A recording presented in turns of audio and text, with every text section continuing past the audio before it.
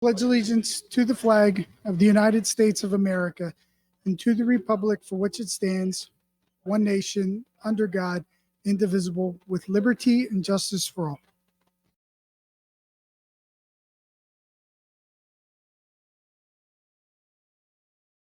Mr. Neal, please call. Sure thing. Commissioner Baaco, Here. Commissioner Godioso, Present. Commissioner Whitaker, Here. Commissioner Rakowski, Here. Commissioner Neary, Here. Michael Karati, Here. Alex Rodriguez, Here. and myself, George Needles, present. Thank you. Now we'll have public comment. Are we gonna do public comment? We have this mic. Okay, Yeah, thank so you. we can officially Yeah. open the conditional use hearing just forever and for the purpose of everyone in the audience and the board. It's a conditional use application for a medical marijuana dispensary at 2400 Market. And what is a conditional use? It's a zoning hearing where someone wants to use a particular property for a particular use, and our ordinance requires them to come before us for a hearing. And they have to establish in this hearing that they meet certain criteria that are set out in the ordinance and through evidence and witnesses and presentation before the board. The board acts as the judge of the application, and they can ask questions of the witnesses and of the applicant. And ultimately, after all is said and done, they get to make a decision. Because it's a hearing, the neighbors, people who live in close proximity to the property have a chance to become parties. Becoming a party allows you to question the applicant's witnesses, review their evidence, and present your own evidence and witnesses if you deem it appropriate. If you're just here to make public comment, you can still make public comment without being a party. The other thing that comes along with party status is if you dislike whatever decision the board makes, if you're a party, you can appeal that to the Delaware County Court of Common Pleas. With that being said, does anyone in the audience need a further explanation of what it is to be a party versus just making public comment? And if none, is there anyone here who wishes to become a party to these proceedings? Okay. Sure, if you could come on up and Mr. Attorney Byrne, if you can hand her the microphone. So there we go. Oh, she has one. So, yes, maybe, and I just had a quick question on becoming a party. If Speaking to the microphone. if I was Thank not you. to become a party, would that, for example, if I wanted to create petitions through the community to discourage this, use of this property, would I have to be a party in order to do something like that? So the board can accept public comment, and I think that's sort of what you're getting to. Okay, so that's Petition what it public would comment. entail. Yeah, but even a petition wouldn't be considered evidence. No. We're in a defined role here. Yeah.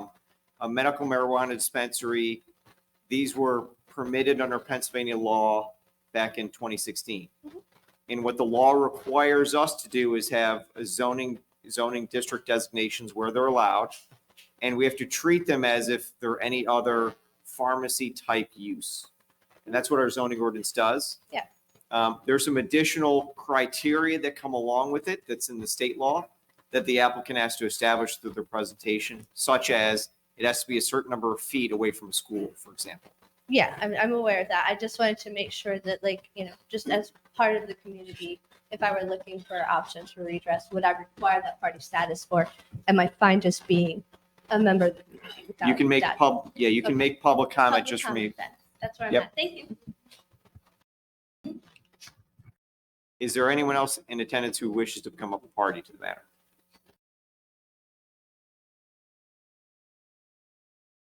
You grab the microphone just so we can make sure it gets caught on the recording. What's your name? I have a couple questions. When can I ask the questions? So that'll be when they make their presentation Okay. on what they're proposing. That's fine, thank you. Okay. Seeing none, no request for party status. I know the applicant is here with their legal counsel. We'll now turn it over to them so they can make their presentation about what they're proposing and how it meets the different ordinance criteria. Before I do that, though, I do have a couple township exhibits just to put in the record. There will be Exhibit T1, which is the application that was received by the township on May 6th. Exhibit T2 is the notice that was advertised in the newspaper. And Exhibit T3 is the review letter that was prepared by the township engineer dated July 10th. Other than that, I know the applicant has a whole bundle of exhibits as well, and we'll turn it over to him to walk us through those and the presentation. All right, yep, Ms. Burns. You want me to go here, Rick? Ideally, yes. Yeah.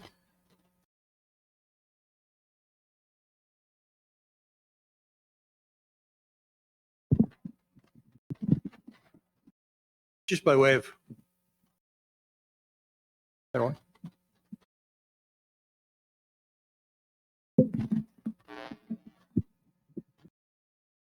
By way of a very brief opening, Madam Chairman and members of the board, Mr. Crotty. My last name out. Rodriguez. Yes, Mr. Rodriguez and Mr. Needles. We're here, I have the pleasure tonight of representing the applicant. And I think Mr. Crotty did a very nice job of explaining what it is that we're here looking for. We're going to present to you tonight evidence that will show, and you already take notice of this, this is a neighborhood commercial district. And as Mr. Crotty said, this is a use that's permitted by conditional use.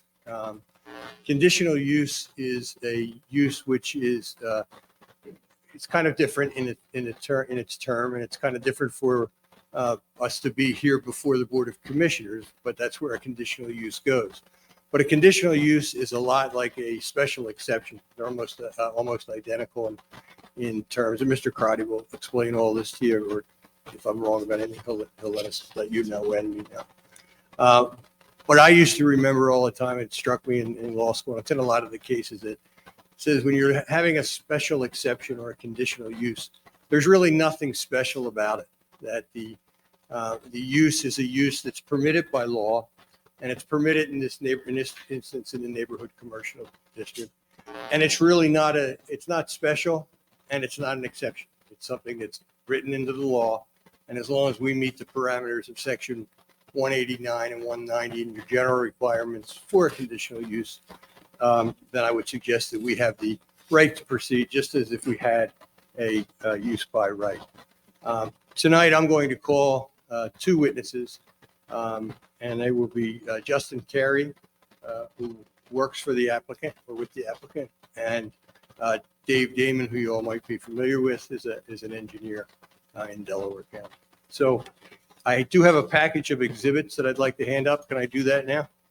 Yes. Mhm.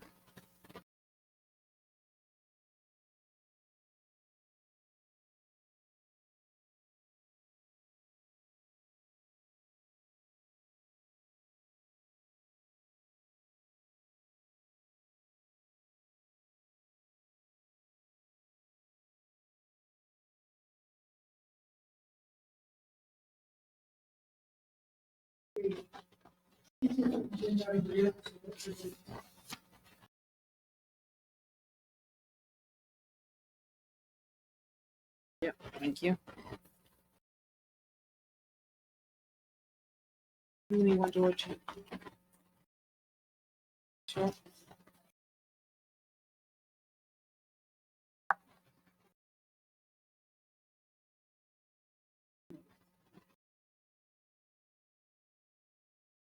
And Mr. Burns, as we're getting the exhibits, the one question that I did have is in looking at the list of the neighbors, there's one of them, looks like the first one, it references Bonnie Jacobs on Chester Street. My understanding is that her property address is Chestnut Street. Is Ms. Jacobs present tonight? No. Okay. Yeah, you had pointed that out to me earlier, and I appreciate it. I think it was just a typo when we were typing it up. You'll see that in the exhibit number 1 are all the notices that we sent out pursuant to your code. We sent by certified mail with return receipt requested. So that would be the first exhibit that we would ask to admit into the evidence. I did speak with Miss Jacobs and she did eventually receive it. It was held up. They did get I guess they figured out what address it was. So she did receive the notification about Oh, a week that's ago. Great. I'm very happy to hear that. Thank you. Exhibit number 2 in our package is the agreement of sale in order to establish standing that we have standing to proceed tonight. And then after I move for the admission of those 2 exhibits, I'm going to ask if I can begin questioning my witnesses. And I don't believe that the board has any objections to those exhibits. Thank you. Want me to take a mic over here so he can have?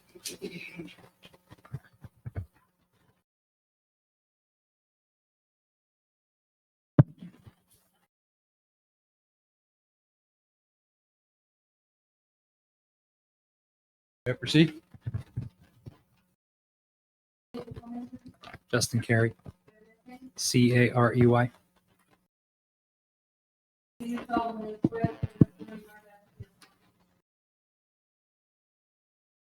I do. Good evening, Mr. Carey. Could you tell the board and the members of the audience where you're employed? I'm employed at a company called Jushi Incorporated, which is the parent company to Franklin Bioscience SE, which is the applicant, as well as Beyond Hello Medical Marijuana Dispensary. Okay. I'm going to ask you to keep your voice up a little Yeah. bit. Okay, it's just a big room. So, Noted. and what is your position with your company? Vice President of Real Estate. And are you familiar with this property that we're here for tonight, 2400 Market Street? I am. Okay.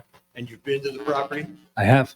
And the property that's there is an existing building, correct? There's an existing building on that property. Correct. And it was a Subway, as I understand it, sandwich shop. Correct. And I think that went till about 2022 when it stopped operating. Correct. And when the Subway stopped operating, since then, has there been any other operators in there that you know? To my understanding, no. You saw that I handed up the agreement of sale, and that's the agreement of sale with your company, correct? Correct. Now, tell me a little bit about what your company does. So Jushi, which is really a catch-all for the applicant and Beyond Hello and all accompanied in this exhibit, is a multi-state operator in the illegal cannabis industry that operates 35 dispensaries throughout the U.S. in multiple states, including 17 in the state of Pennsylvania. And if you would you open your exhibit package to exhibit number 3?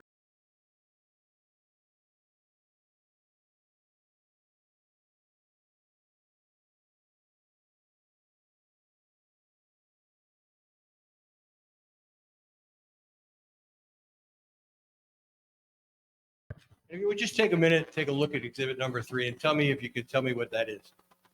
This is just an overview description of our retail operations, describing some of the states that we are in and how many stores we operate in, and the care that we take to operate in a compliant and secure fashion within the regulations of any particular state that we are operating in particular Pennsylvania. The slides also talk about the experience that our patients may go through as they visit one of our dispensaries, and talks a little bit about the products that are available for sale, which are all regulated and state approved. Okay. products. So now you're regulated by Pennsylvania, correct? The Pennsylvania Department of Health. And there are a number of regulations to which you have to meet, correct? More than I can count. And they have to do with security, Security, record keeping. compliance, general operations and procedures, standard operating procedures, et cetera. Okay. In addition to that, you understand you have to abide by the rules of the community, correct? Correct. And then finally, you have to operate under the rules of your own company, correct? Correct. And do you have standard operating procedures? We do. Okay. Can you tell us a little bit, and you can look through those documents. I know that we provided a copy of the sketch of the facility. Can you walk us through that sketch and tell us what we would expect to see if somebody were to pull up to 2400 Market Street? Sure. We're operating. Sure. So the first thing you would notice is a discrete design of a retail operation that serves the patients and customers that are seeking it out, meaning that it's designed in a manner that's discreet and subtle and blends into the community. The experience that a patient would undergo would be that they would enter into the waiting area, which is a sort of a secure vestibule, where they would be greeted by a security personnel as well as one of our staff who would check their credentials, meaning that they would check to see that they had not only their state-issued photo medical marijuana patient card, but also a second form of government-issued photo ID in order to be granted access into the broader facility, at which point they would wait in the waiting room for a brief period of time before they were called back to the med floor or the sales floor, where they would speak with a customer care specialist about their particular order. They would select a product or products that made sense for them. They would transact at a point of sale, collect their product, exit through a separate exit vestibule than from whence they came, and leave the property. Now, you referred to the clients that would be coming to the property as patients, correct? Correct. And that's because anybody that's coming to purchase this at this point in time needs to have a medical marijuana card or prescription, correct? That's correct. And does the inside of your facility resemble a pharmacy? It does. Okay. And in what ways? Well, and just in the manner that it's designed with a warm and friendly atmosphere and finishes and lighting that is comforting. We also have, by requirement, a licensed pharmacist on staff. Patients are not required to speak with the pharmacist each time that they meet, but it's there as a convenience and as an added resource for their experience. But it's no different than pharmacy or really general retail sales, where someone who's allowed to be in the premises is making a retail purchase. Okay. And then they would take it home to use it. Is that correct? That's correct. By law, no one is allowed to consume medical cannabis anywhere but in the privacy of their own home. That's by Pennsylvania law? Correct. And do you have security that checks on that to make sure that nobody's hanging in a parking lot? We do. So we have standard operating procedures from a security perspective to surveil the premises, to make sure that no loitering is occurring, to certainly maintain that no on-site consumption is allowed. There's a zero tolerance policy on any on-site consumption or loitering. In addition to security personnel, we have more cameras than a bank in terms of covering the entire property. Those cameras are in effect and monitored 24 hours a day, 7 days a week, whether on site or during off hours by a security operations center that's off site, but constantly monitored. And what are the hours of operation? What would you intend them to be? Yeah, so we would expect to be open from 9 a.m. to 8 p.m. Monday through Saturday, and 10 a.m. To 6 p.m. on Sundays. Okay. Now, tell me a little bit about the employees that you have. Are they trained? They are absolutely trained. We have an entire HR department. We also have an entire training department, an entire learning and development department. So whether someone is coming to us from another organization where they have experience in cannabis operations, or if they are new to cannabis but perhaps have a retail background, they will be well versed and well schooled in our intercompany standard operating procedures, as well as extremely well versed in state laws, rules, and regulations to which they are expected to comply. And is that a requirement that these people be trained, both the state and your own standard operating procedure? Absolutely.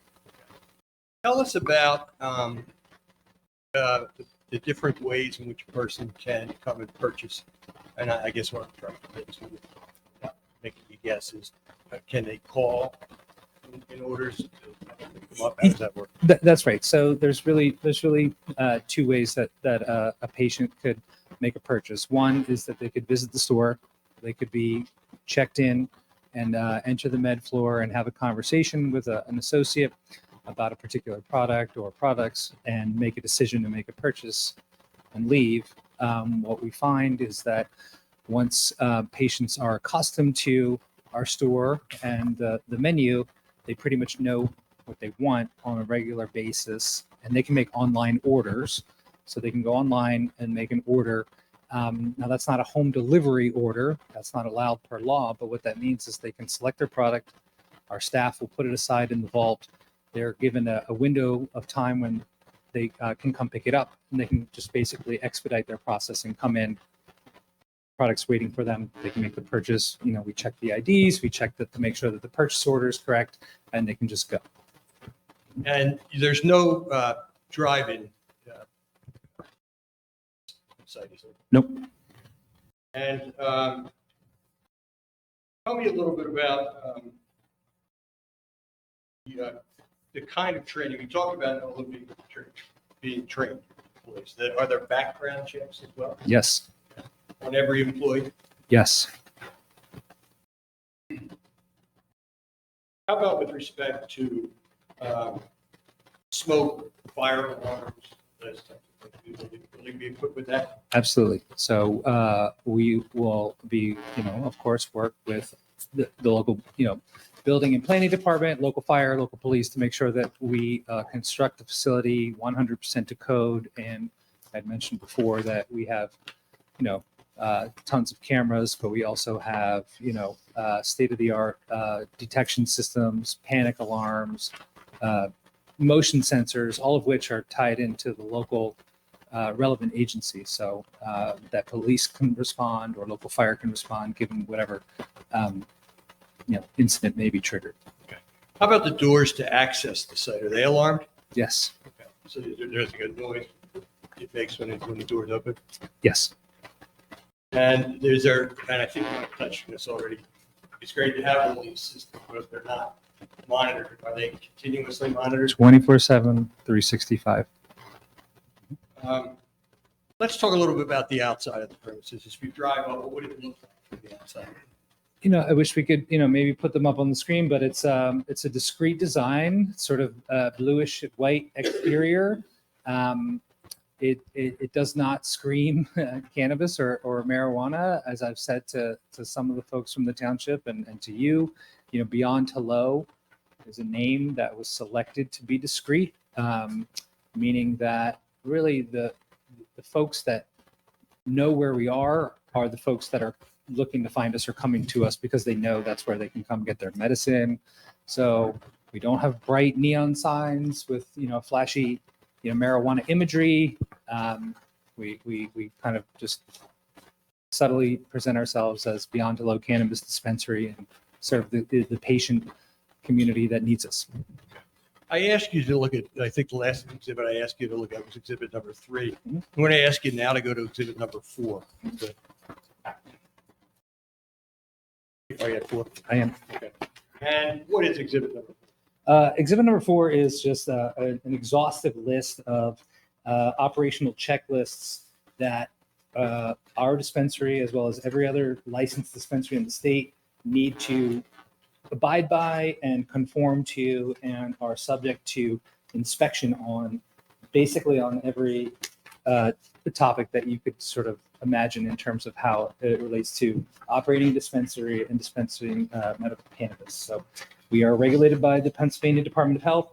These are their rules and guidelines. And in order to open a dispensary, we need to pass an initial inspection that we meet all these guidelines. And then we are regularly audited on these various functions, and those are SNAP surprise audits. We don't know that they're coming, so someone from the Department of Health might show up one day and just So it's the Department of Health? Yep. So they need a Department of Health that Yep. runs this, okay. Mhm. And they do And- random audits? they do random audits, and we have an exemplary compliance record in the state. Okay. And you said you operate 14 or 17? 17. 17 in Pennsylvania currently.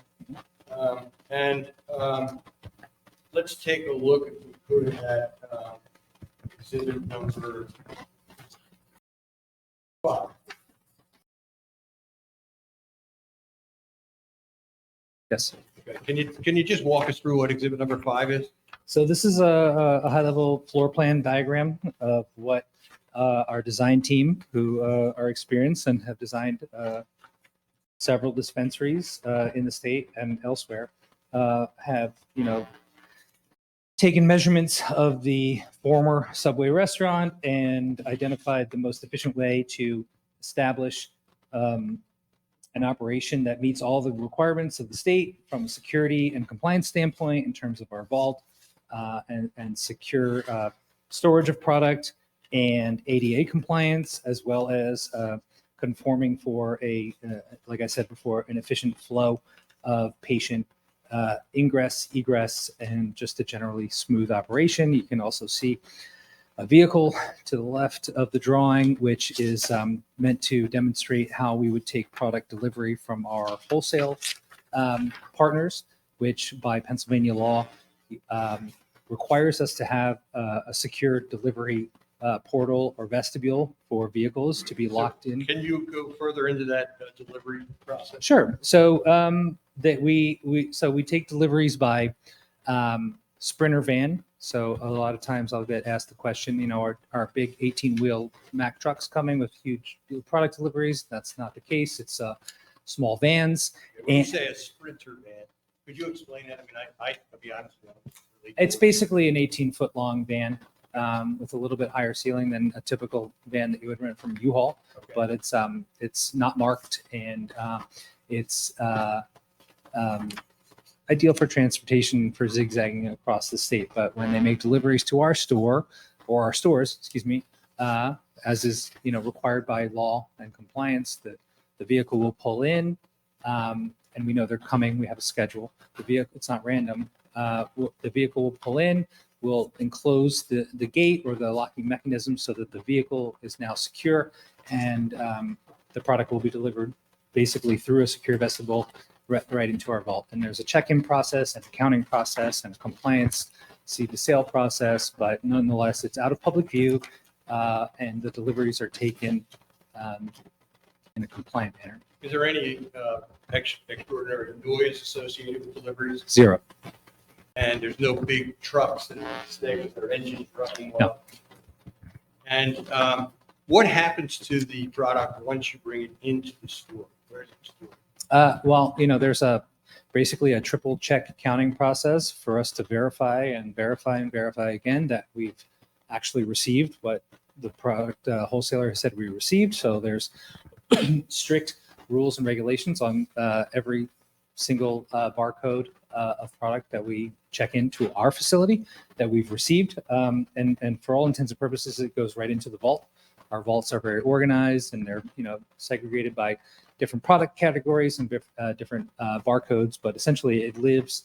The products live in a secure vault. When I say secure, in addition to the regular fit out of the building, the vault would be constructed with additional reinforcements that make it extremely hard to impossible to break into. And that's where the product lives until it's sold. So we have. And it's tracked that during the entire chain Sure. through the bar. That's right. The barcodes, it's called in the industry a seed to sale tracking system. So literally 10 points from the journey from the cultivation warehouse where it was grown to where it was processed, to where it was put on the van, to where it was delivered, to where it was checked into our store, to where it was checked into our vault, to when it was sold to a customer.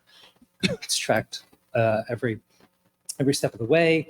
I've referenced the med floor or the sales floor previously, which is where customers would go. We have no product on our sales floor or med floor. We have some product packaging and some display items for discussion purposes. But essentially, when a customer makes a decision to purchase a product, it's at that point our staff would go to the vault and procure the product and bring it back out. So you have minimal transactional risk. There's low to no risk on our sales floor. It's not a bazaar of cannabis products. It's really just a consultation area for patients to discuss. And then when they make a purchase, they go to the vault, which is where the product. And you is said stored. you have a pharmacist on site? That's right. And so the patients don't really touch any of the product until they purchase it, correct? Correct. Now, what about, you said that there, dates from when you first put the ground till it's sold. What about the stuff that is maybe goes stale? It doesn't product expiration.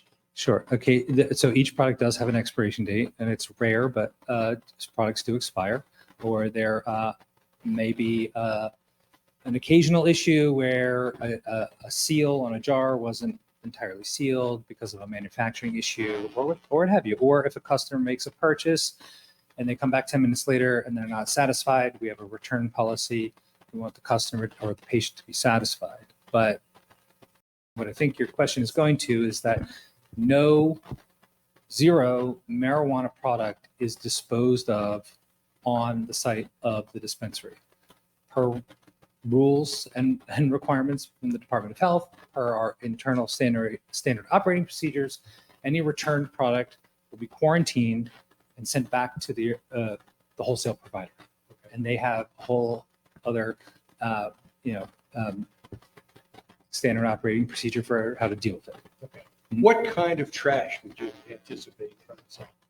Minimal. I mean, just employee and customer water bottles. Okay. And you'll have a dumpster for that? An enclosed dumpster Okay. per code. Right. But yeah, it's no different than any other retail business. You'll have something to keep it clean? as Yeah. well? Yeah, and regular pickups with a contract for waste management disposal.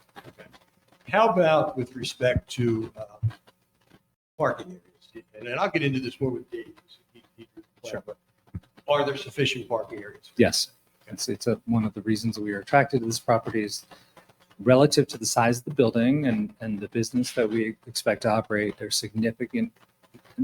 ample parking available for staff and customers. Do you believe you actually have it?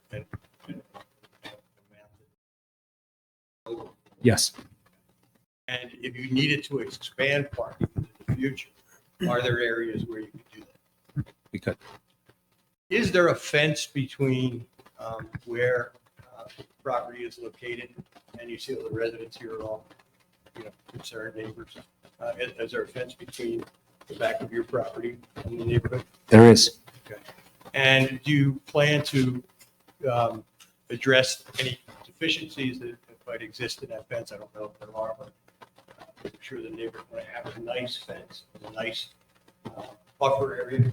Do you plan to do that? We do. Based on the recommendations of the township and input from the community, we will take all necessary and applicable steps to maintain that separation between our business and the residential neighbors, and as well as any commercial neighbors that we enjoy. Will there be, and again, the neighbors took enough time to come out here tonight on this sweltering night. Will there be a number or a person that they can contact if they believe there's a problem? Yes. And how will that be distributed? We would do that through probably a similar process to the mailing process that we had to go through this zoning process. So we would send contact information for the general manager and the head of security to, I believe it's roughly 50 addresses that were required to be notified, but also we'll make available on site, our contact information to anybody else within the broader community who wishes to have a conversation.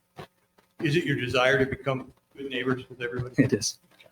And do you believe there is any part of your operation which would be detrimental to the health, safety, and welfare of the community?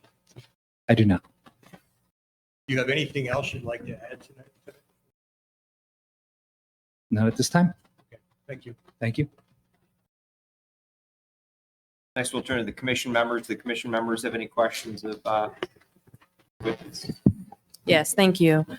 Thank you for that information. One of the questions that I had is, what was attractive about this particular location? Why this location?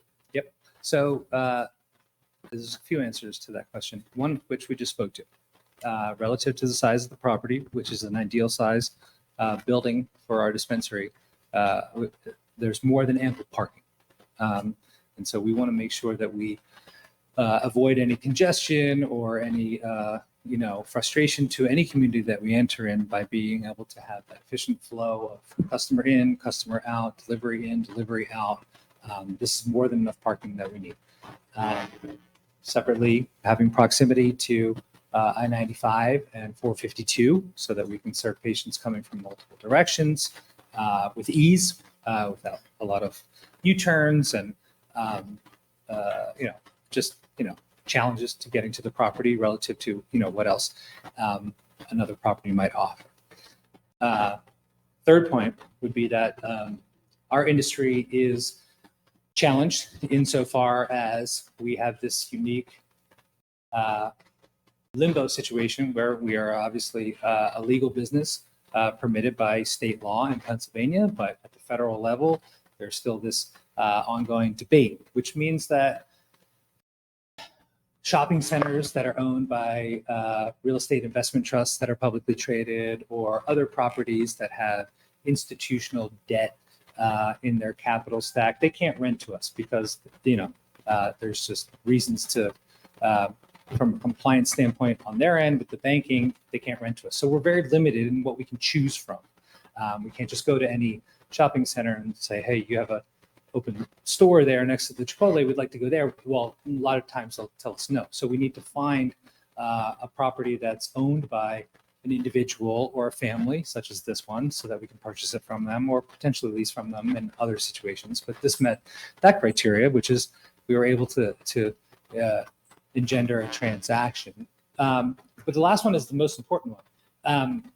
There are thousands of medical marijuana patients that live in Upper Chichester Township that are currently driving to Westchester or Springfield or Brookhaven to get their medicine.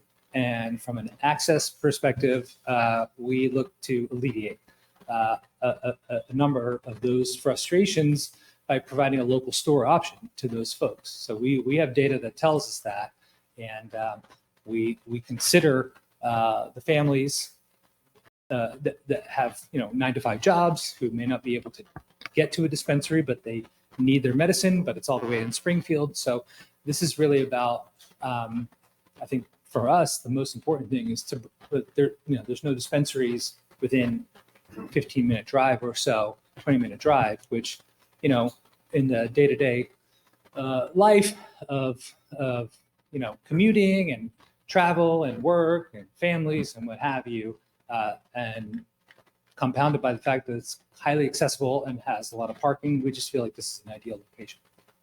Okay, thank you. I'll move to Commissioner Gaudioso. Thank you, Madam President. Just a couple questions. Can everybody hear me? Yes. Lou, can you hear me, Lou? All right, that's all that matters. The security camera, I noticed in the picture, particularly at the back door, that's a 360 camera where it'll be able to swivel around to catch the back door entrance. Excuse me. I want to make sure I'm looking at the same drawing that you are, but I guess it's actually a 270-degree camera, but I'll take a step back. Our security team who designs the security overlay, as well as the security team that provides the personnel who would occupy the location, are all either former law enforcement, either at the federal, state, or local level from various jurisdictions. So I'm not a technical expert on cameras, but what I can say is this was designed to cover every square inch of the property. I'm not a camera expert either, Mhm. but just looking at it, the back fence area, particularly at the back door, to me, it appears that it's unmonitored. So if we can reassure that there's cameras to make sure it picks up the entire the back area and that back door, I think that would be prudent. I can do that either by written statement from our Vice President of Security, or if a modification needs to be made by your call out, we can also address that. I have just two more quick questions. Sure. The enclosed dumpster and the disposal of, I guess, the outdated cannabis. You're not putting the outdated cannabis outside in an enclosed dumpster, correct? I just want to make that. I want to, and I'm going to make it very clear because I meant to say that in my answer. So the enclosed dumpster is for trash, regular way trash. And my Okay. understanding is that local code calls for enclosed trash for paper plates and water bottles and what have you, regular way trash. We are not allowed to dispose of marijuana products anywhere on the property. Okay. We would never put them in the dumpster or the regular way trash. We have a state law and an internal company compliance operations procedure that says if there's any issue with the product, we quarantine it. We have a section in our vault that's the quarantine vault. We call the supplier up and we say, come get it. They come get it, they pick it up and they take it back, to their facility, and they have a whole process for dealing with it. Okay. And then my last question, and this is for both councils. I heard your council member say that the clients are patients at this time.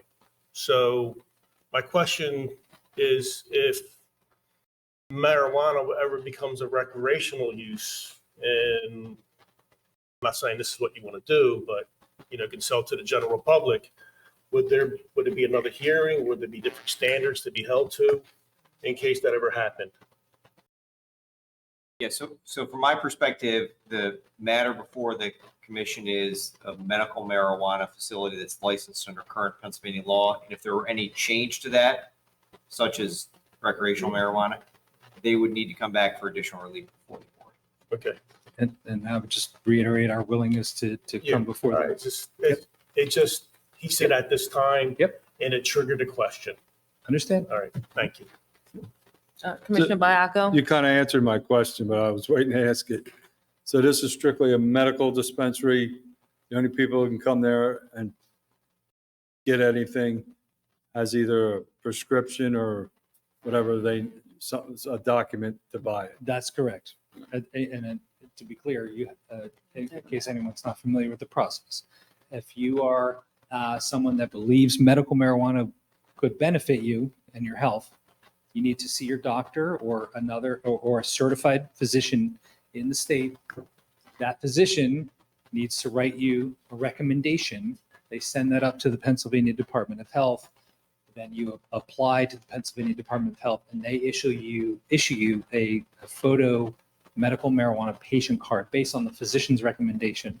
You have to have, in order to get that, you have to, I think it's there's one of 17 qualifying conditions that would allow a doctor to recommend cannabis for you. So you have to have one of those 17 conditions. A physician needs to certify, yes, they have this condition, and I believe cannabis would be helpful for them. And then the state will issue them, that person, a photo ID that says medical marijuana patient. And when you come to our dispensary, you have to show that card, which has a barcode on it. So it's a scannable document. And you have to show a second form of ID. Justin, I don't expect you to rattle off 17 off the top of your head, but can you give us an idea what types of conditions the product? Sure. Yeah. All cancer, AIDS, anxiety, depression, post-traumatic stress disorder, glaucoma, chronic pain. And as a follow-up to that, when you talked about the barcode, is there a limit on what an individual can purchase? Yes, Can you talk about that? I can. So I believe, if I had a member of my retail operations team here, they could speak to that question with much more specificity in terms of whether there are two standards of measurement. One is by dollar amount, and then one is by milligrams of dosage. So I don't know those exact numbers, but what I can tell you is the state system that is tracking through the barcodes and through the back end system can tell if somebody has gone to 2 dispensaries and spent $200, and then they come to our dispensary and they want to spend another $200, they'll be flagged and they won't be, provided a sale. Okay, thank you. Commissioner Rakowski? Thank you. Couple questions. I didn't hear it yet, but on your application, employee says 6 to 8, but then further down it said 12 full-timers and 4 part-timers. How many do you plan on employing? So the 12 and 4 number is the total hire number, and the 6 to 8 is at any given time based on shifts. So we have like a shift staffing model. So mornings, nights, whatever are busier, but we expect to create 20 or so jobs So there'll be 6 people on one shift, potentially. Yeah. potentially? Mhm. Did, do you have any issues, and is there a time limit when I purchase something from you that they're going to go out into their car and start using the medicine? Is there, how do you control that? With your clients coming in, purchasing the merchandise, and then just sitting out in their car using it? Yeah, so that just goes back to, we have cameras, we have somebody watching the cameras, and then we have a security staff on site walking the perimeter. And if we see somebody consuming in the parking lot, we will ask them to leave and call the police. Okay. The other thing, I was looking at the picture in the front here, and I realized it was a Subway before. I just think it might be an issue, in my opinion, when that front deck for gatherings or kids hanging out, knowing that it's a marijuana dispensary and somebody trying to get extra or whatever coming in. Is there any particular reason we would keep the deck in the front? When maybe you could green it and use it more for your stormwater management in the area? So the short answer to that question is no. There's no reason to not consider those options, which we can. That's an existing paved, graded area that we prefer not to disturb and not have to, go through planning and extra land development to redevelop in order to open our store. We are certainly not going to make that a social area. Right. It's really just part of the existing conditions. And what we are trying to do is do our interior fit out with the least amount of disruption to the existing conditions of the property as possible. But understanding your point, and of course, we did not put chairs and tables and umbrellas in our rendering. It's not meant to be a place for social gathering. And again, to what I mentioned before, loitering is not permitted on our property. Our security team will enforce that. So if anybody's trying to hang out, we'll ask them to leave. Now, is there any access from inside your building to that deck, or can it just, can somebody go into your building and then come back out onto that deck? Well, Or is it more closure? no, you're going to have to walk through that area to get into the front entrance Okay. of our current design. The exit is further to the north. So when you're leaving the dispensary, you're not going to be walking out into that area. Okay. Thank you. You're welcome. Commissioner Neary? Thank you. I'm assuming your access is from 452 from Market Street and that you'll adhere to all the PennDOT requirements. Absolutely. And do you agree to the conditions of the engineer's letter with this issue like yesterday? They don't have it. No, we got it No, this morning. I provided it to them. Mr. Damon will address that. Okay. You spoke about the van backing in and there being a secure fence. How far does the fence extend along the back? I'd have to actually look. Approximately. I believe the vans are 18 feet long, and I believe so the fence would be 20 feet No, I meant off the side of the building. it's backed into here, the fence along this, because I assume that there's a Covenant. doorway there that has to be secured as well into your building. So the doorway is around the back of the building. Yeah. So I mean, I think while I don't have the exact measurements handy to me, I believe we're essentially taking one parking spot and just enclosing it. Okay. So that secure fence would only be that corner. That's correct. Right. I noticed there's a slight encroachment on the north side of I believe it's 2307 Seaside. Is that the encroachment from that property to yours or from your property to theirs? And how will we resolve that? Or are you just going to leave it as is? I'm not sure. If you look on this. Yep. Right up here, right above the end of the building, there's 2307 Seaside Avenue. And there's a note that the fence encroaches into the adjoining property by 2 feet.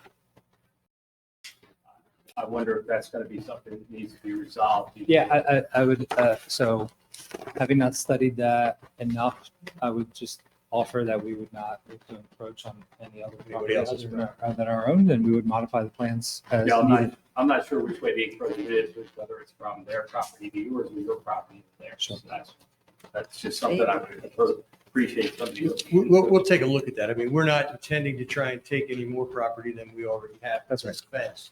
But if our fence is intruding on somebody else's property, we will procure that, we'll pull it on our. Right. Thank you. Mr. Needles, did you have any questions? No. Anyone else? I have a few questions, Madam President. You spoke to how the deliveries are going to come. What's the frequency of the deliveries? How often are these printer vans going to be? Roughly one a day, but I mean, I don't want to speak under oath on,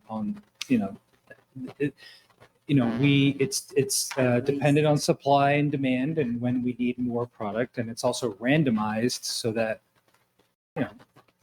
for security reasons, we wouldn't want to have a delivery every day at 10 a.m., right? So it's randomized and it's subject to demand, but on average, it's about one a day. Are any of those deliveries going to be outside of the operating hours? No, never. And is there going to be any curbside delivery proposed? Not at this time. Not at this time or forever? Forever. Okay. Are you more than 1,000 feet from a public, private, or parochial school? Yes. Are you selling anything other than medical marijuana products? No. Just to clarify for everyone in the audience, my understanding, but am I right that it's all smokeless? There's no nothing you could smoke or vaporize? It's all product meant for vaporization. Am I correct that you said there's going to be a pharmacist on site, that it's not a one-stop shop? In other words, someone can't come to the facility, get a prescription from that pharmacist, and then walk out with? Absolutely not. Okay. The pharmacists are not allowed by law to certify patients for medical marijuana. Only a licensed physician. And is there licensing that's required from the state for this particular facility? Yes. And what's the status of that? The status is pending. However, this is a relocation of a previously existing dispensary. Excuse me. Hold on one second. Excuse me, Lou. Can you wait to your comments? Want to make sure that our stenographer is getting all the information. Continue. So, as I said in previous testimony, we have 17 operating dispensaries in the state of Pennsylvania. But our company broadly has licenses to open and operate 18 dispensaries in the state of Pennsylvania.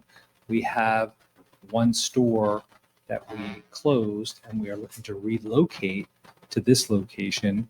That approval from the Department of Health is pending, but it's pending on the results of local zoning. So it's more or less a black and white, check the box, pass, fail from the state, because they know us as established operators who follow the rules and know how to run a dispensary. They just want to make sure that we have stepped through all the necessary requirements at the local level before they give us the final approval to operate. Okay, that's all the questions I have. Thank you. Could I, Madam Chair, could I just have one or two follow-up questions? Sure. There was some mention about a store in Springfield. That's actually the store that's on Baltimore Pike. I'm familiar. Okay, and that's what you were talking about, right? It's located, I think it's actually located in Morton, not Springfield, right? I believe so. Yep. And at that store, I don't know if people have driven by it or have seen it. There are cars that back out onto Baltimore Pike. Right. Are we going to have that situation? No.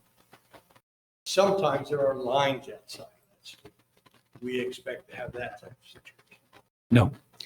And Why not? I would just like to further add that just because we're in Delaware County, it's not an apples to apples comparison to compare us what our operation might be to what the former Herbology, now Cureleaf on Baltimore Pike in Morton/Springfield is or was. So, So just we have no affiliation. with no, that. no, we have no affiliation. And while I don't care to cast aspersions on my friendly competitors, that site is much more challenged than this site. That site does not have enough parking. That site does not have the correct access.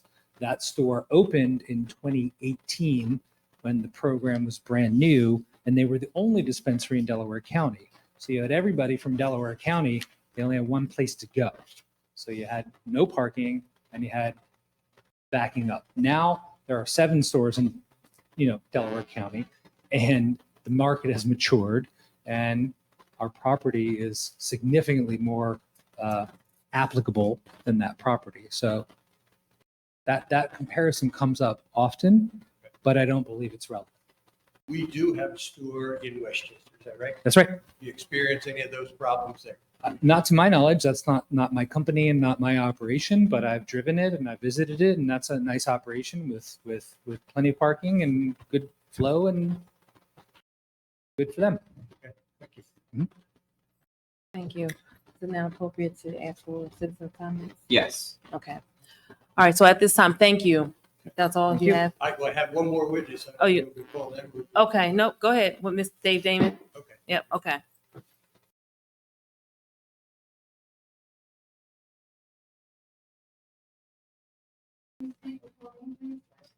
David Price Damon.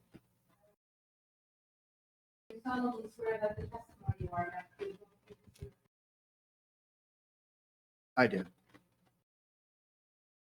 And Mr. Byrne, I assume you're going to be offering Mr. Damon as an expert in site civil engineering. Is that That's correct? correct. Are there any objections or comments from the commission as to his qualifications in that role? His CV is included as well as Exhibit 6. No objections. David? Hi. All right. Good.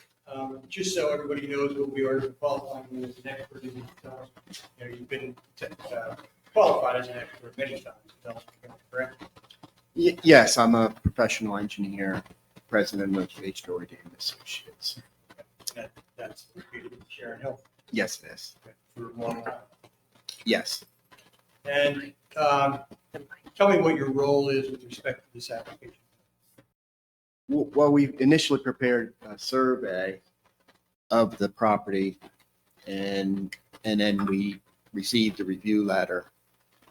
Subsequently prepared an amended plan with some additional information on it to somewhat addresses the review letter.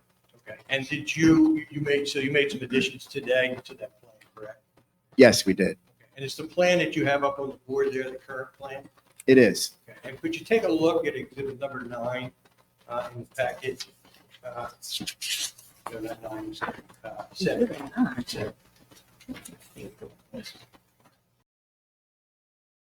It's only in the back. It's only the-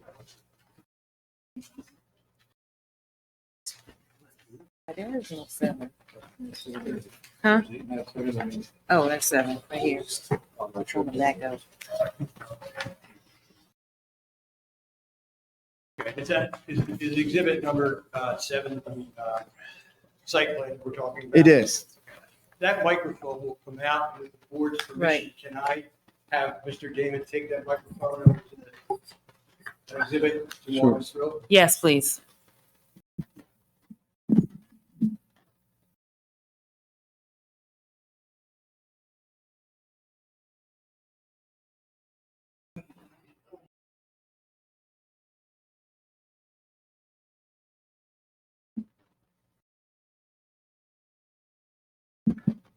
Thanks. Dave, could you please identify what is on the board there?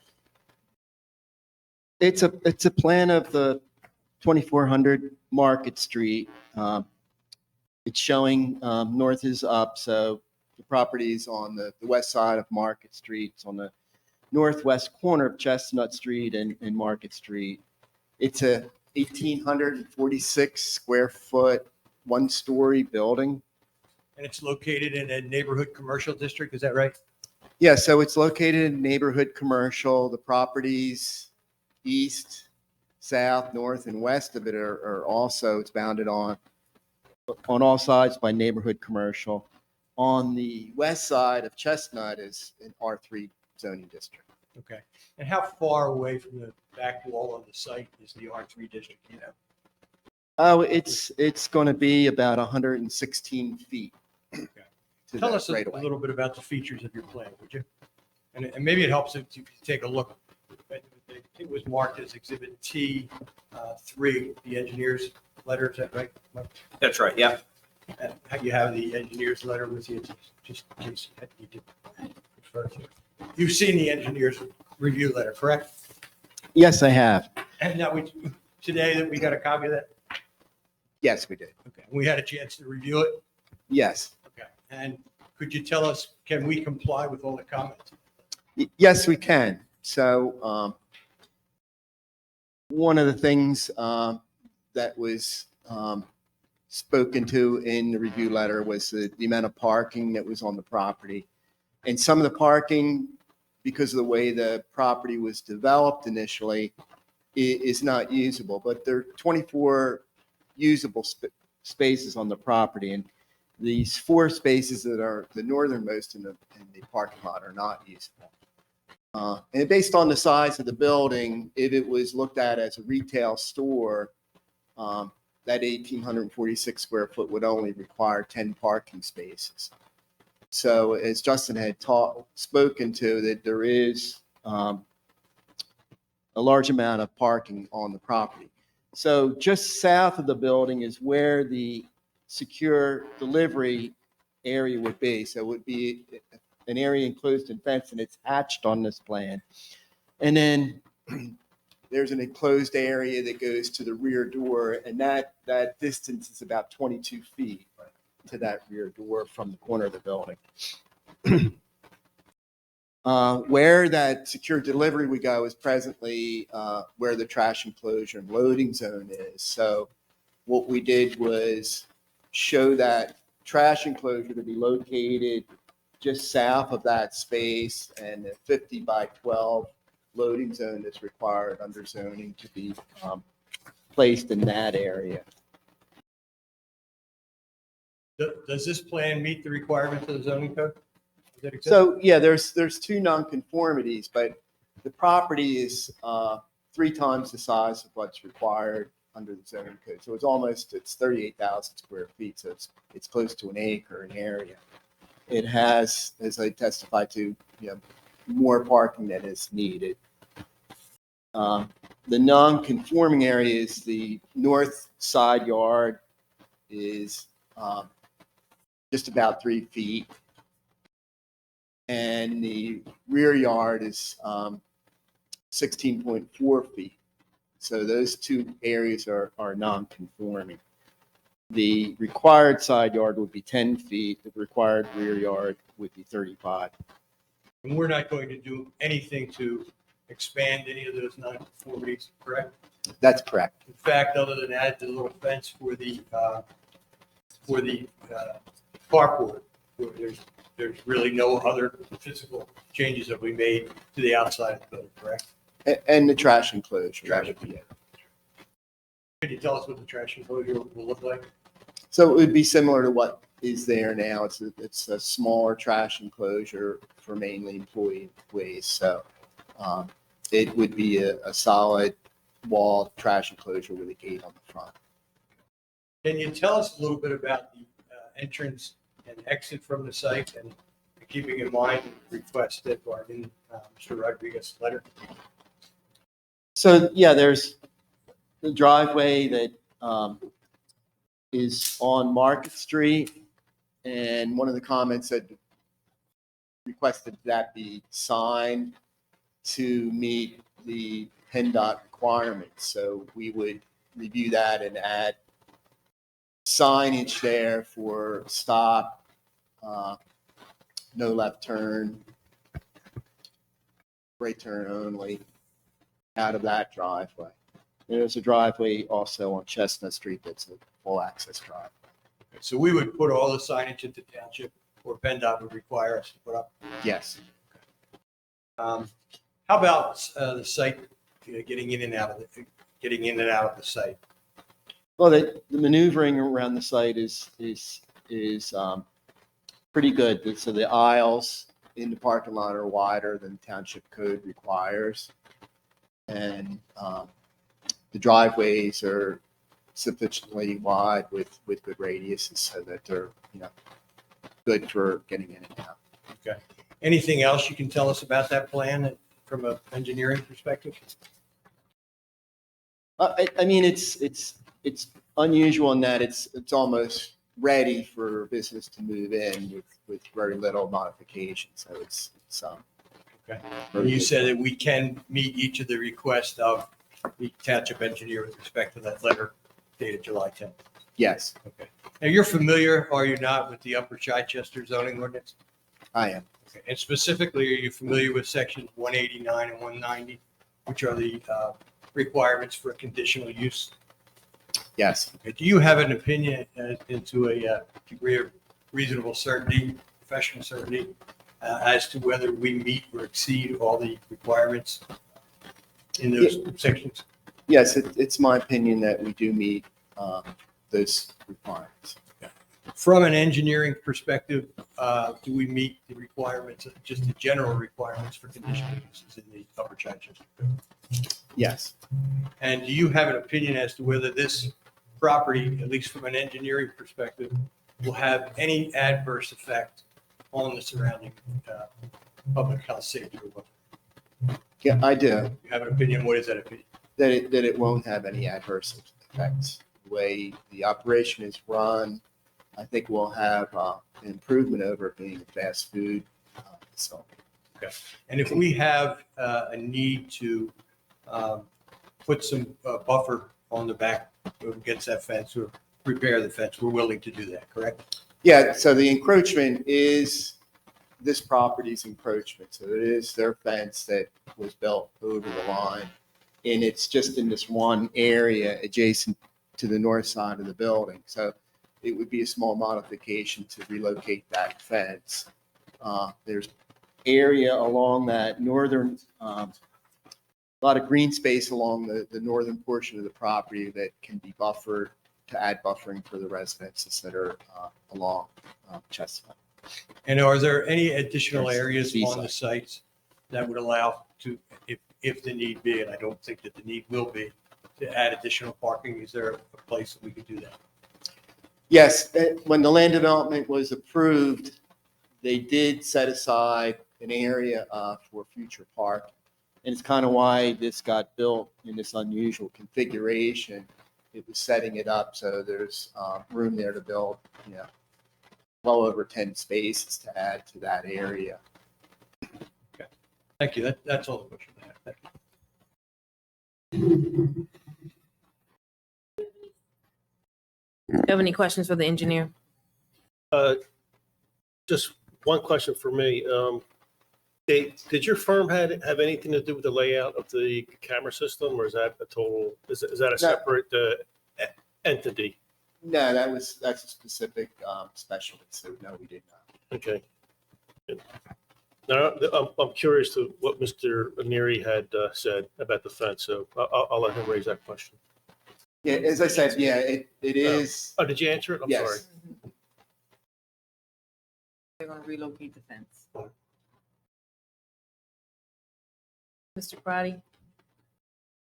Dave, in terms of the traffic that's anticipated for this use, how does it compare to the fast food use that was there before? So it would be much less traffic than a fast food restaurant. And have you done assessments of the other 17 or so Beyond Hello facilities in Pennsylvania to make that assessment? There was a traffic study done by the applicant, hired a traffic engineering firm to do a study. And then in terms of the plans, looking them, am I right that is there fencing along the entire length of the boundary in addition to the security fencing? Yes, And is that stockade privacy fencing or is that post and rail or something else? it's a privacy fence. Okay, that's all the questions I have. All right, thank you. Do we have, do you have, does the applicant have the results of the traffic study? Yes, we can submit them shortly after this hearing Okay, for thank you. additional evidence, but I can just say verbally that no impact to the existing traffic conditions was the conclusion and findings. Okay, thank you. Good. That would be the end of our case. We would ask for the admission of all our exhibits, which I believe were, oh, you know what? There's one other question. Dave, there's an exhibit number 8. I believe we were looking at it tonight, the distance from the schools. Yes, And am I correct that that describes that there are no parochial public or daycare schools within 1,000 feet of the cells? that's correct. And with that, I would move for the admission of my exhibits 1 through 8 and rest. Okay, let me, Mr. Rodriguez, you have any questions? Just a couple of questions. The traffic study that we have not seen yet, that study, does it, well, I guess the first question is who actually prepared this traffic study? So it was commissioned by the applicant and it was conducted by a company called Red Desk. Sorry, what was the name of the firm? Red Desk? Red Desk? Mhm.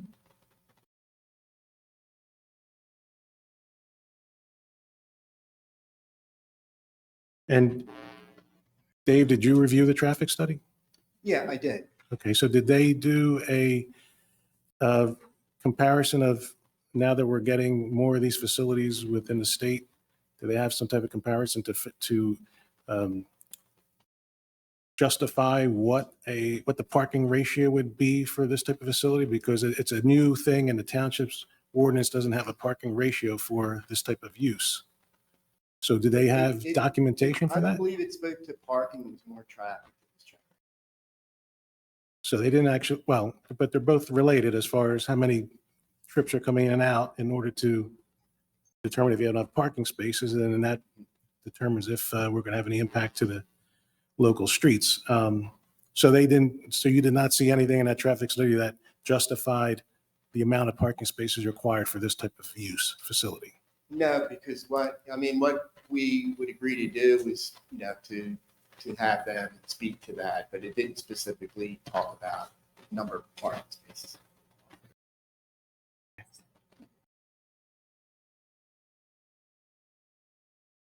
In our review letter, we also mentioned that the property should comply with the right-of-way width and the cartway width with the ordinance. And I didn't hear you comment if you were going to comply with that. So that there was a request that the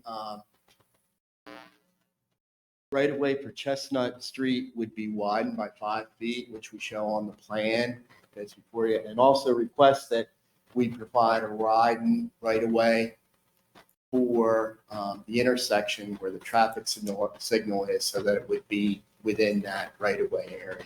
So we did show that on this plan. But the ordinance requires the entire property frontage to have the correct roadway width and That's right-of-way not what width. the letter said. Would you like me to read the letter? The existing, so it made a specific request, provide additional right-of-way along Market Street and Chestnut to comply with that Okay. section. Right. But I'm saying you're, Specifically providing 5 feet of right-of-way along Chestnut Street and sufficient right-of-way or easements at the intersection of Market Street and Chestnut Street to permit maintenance of traffic signal equipment and future improvement of the corner radius, future improvement. So yes, So the We plan complied does with show that that. comment. Okay. I mean, I haven't seen your plan, by the way. That's why I'm asking some of these questions. Right, well, it had nothing to do with Cartway or anything. That's, Well, I guess he cited the right of way and cartway widths, which the cartway width is also part of the ordinance requirements, but I was just trying to see if that was mentioned. Just so we're clear, I don't know if I made it clear earlier, but we had submitted a plan back with our application, and another one shortly after that. And then when we got your letter this morning, we made revisions to the plan to try and address your comments. Yeah, I understand. I just didn't see these plans yet, so this is for the first time. And then as far as the ADA parking spaces, I believe that the type of customers that are coming here would be, I think the understanding is with more ailments. And is there anything either in a traffic study or in the owner's experience that perhaps additional ADA spots might be required for this type of facility? well, there's two, which is in accordance with the ADA requirement. for- Right, but sometimes medical use facilities require additional ones, so. And in response to your question, no, we have not experienced that, the need for that. Certainly something we'll keep an eye on. And Okay. we need to do something as time. Okay. Certainly our patients will be fine. And with the enclosed secure delivery area that you're showing, I believe there's one sketch in this report that kind of shows it's fenced in, I believe, right? Fenced in with a key. Yeah. And is the fence a privacy fence or is it a wall going up? Or a chain link fence? It's, Yeah, well, it's not a chain link fence. no, I don't know what it is. I'm asking, I mean, it's the choice of chain link privacy, the cinder block wall. It's a privacy fence. So a solid privacy Yes. fence, okay. So during inclement weathers during rain and snow, deliveries are going to be all exposed to the weather in this path area? Correct. Okay. So we're not going to see, I guess the way you're set up, you're not going to, if it's raining for a period of time while the guy's trying to deliver, he just has to deliver it through this enclosed area there's no overhead roof area to help protect them from the weather during deliveries. No, we'll have ample umbrellas, and it takes, less than 30 seconds to get from the vehicle to move the product inside. So we hope that it's not pouring rain or snowing, but we're not going to enclose a roof. Okay. Right. That was the questions I just had to make sure. Thank you. Just to be, just a point of clarification, Mr. Rodriguez is filling in for our engineer, Mike Sioka. So when he makes the statement that this is his first time seeing it, that may be why. Okay, thank you. Okay, now at this time, we're going to open the floor up to comments from residents.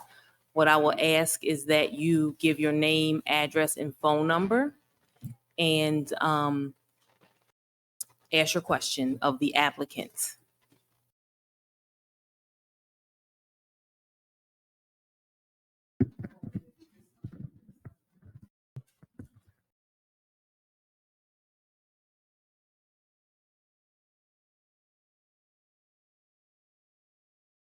So we're going to start on this, my left side of the room. We'll go to the first row, second row. Anyone on the second row that has any questions? Please, the microphone, give us your name, address, and phone number. Thank you. Hello, Jason Haycock, Heacock, 675 Meeting House Road, 610-637-3586. So Juicy, once sued by a legal firm called Vigilante. Irony. Anyway, law allows for medical marijuana. I don't think the neighborhood welcomes it.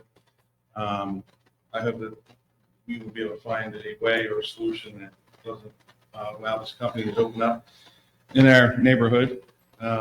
It's legal. People can do what they want in their own homes, but medical marijuana is a joke. $99, use PA 25, they give you 25 bucks off. You probably can have a medical marijuana card in the mail before you leave this meeting. Patients, and it's these guys' job to try to sell it to us, right? We call them patients.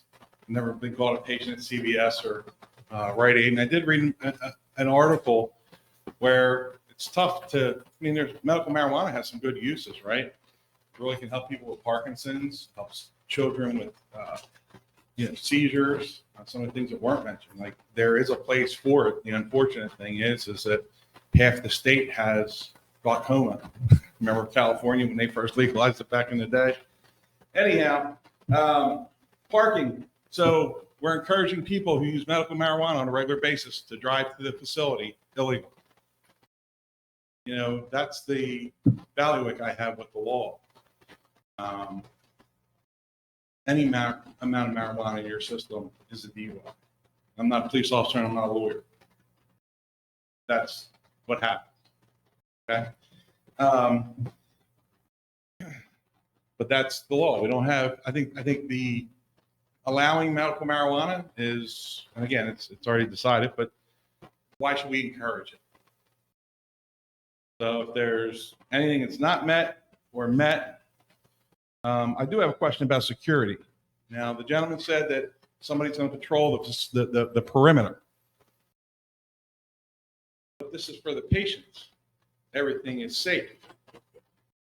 Out west, I believe they even pay, like the Wild West in Western Pennsylvania, they actually pay folks to guard the marijuana dispensary trucks going to the people the marijuana shops buy from. Are these armed guards? Are you really going to have somebody walking the perimeter? That's a question.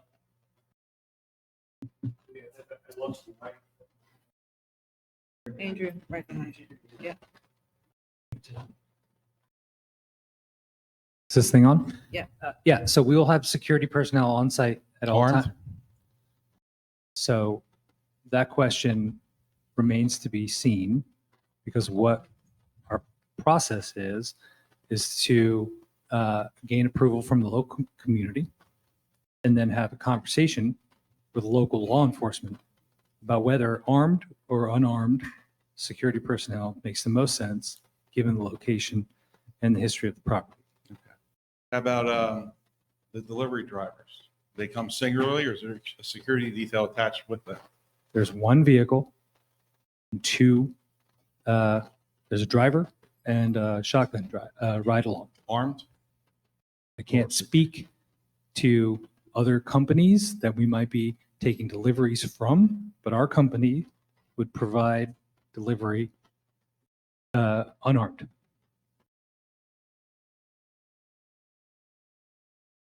Okay. So we don't have an answer on that, just to be clear. We don't have an answer whether the security in the place is armed or unarmed. Right.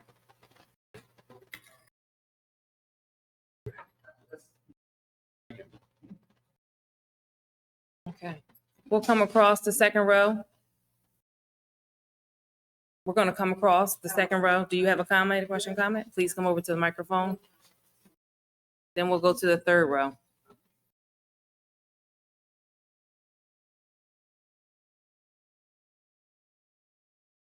Janet Speaker, 2302 Ferncroft Circle.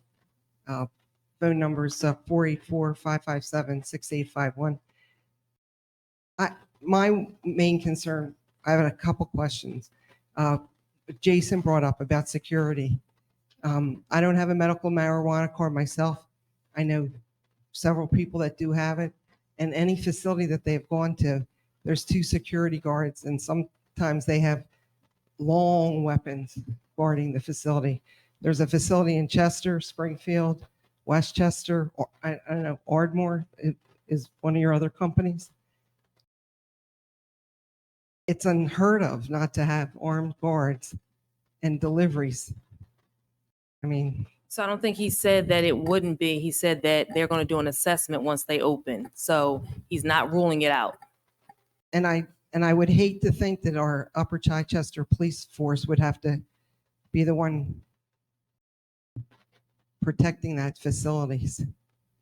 My other question is lighting in the, I know that whole area, it's been awful since the subway closed. It wasn't a great business, so there wasn't a lot of traffic going through there. Is there going to be more lighting and like landscaping and making the whole property look better? Short answer is yes. We haven't done a photometric lighting analysis plan just yet, but our design team and our facilities team are experienced at developing an exterior lighting plan that is compliant with code, provides for safety of the community, but also does not bleed into, adjacent properties and the adjacent community.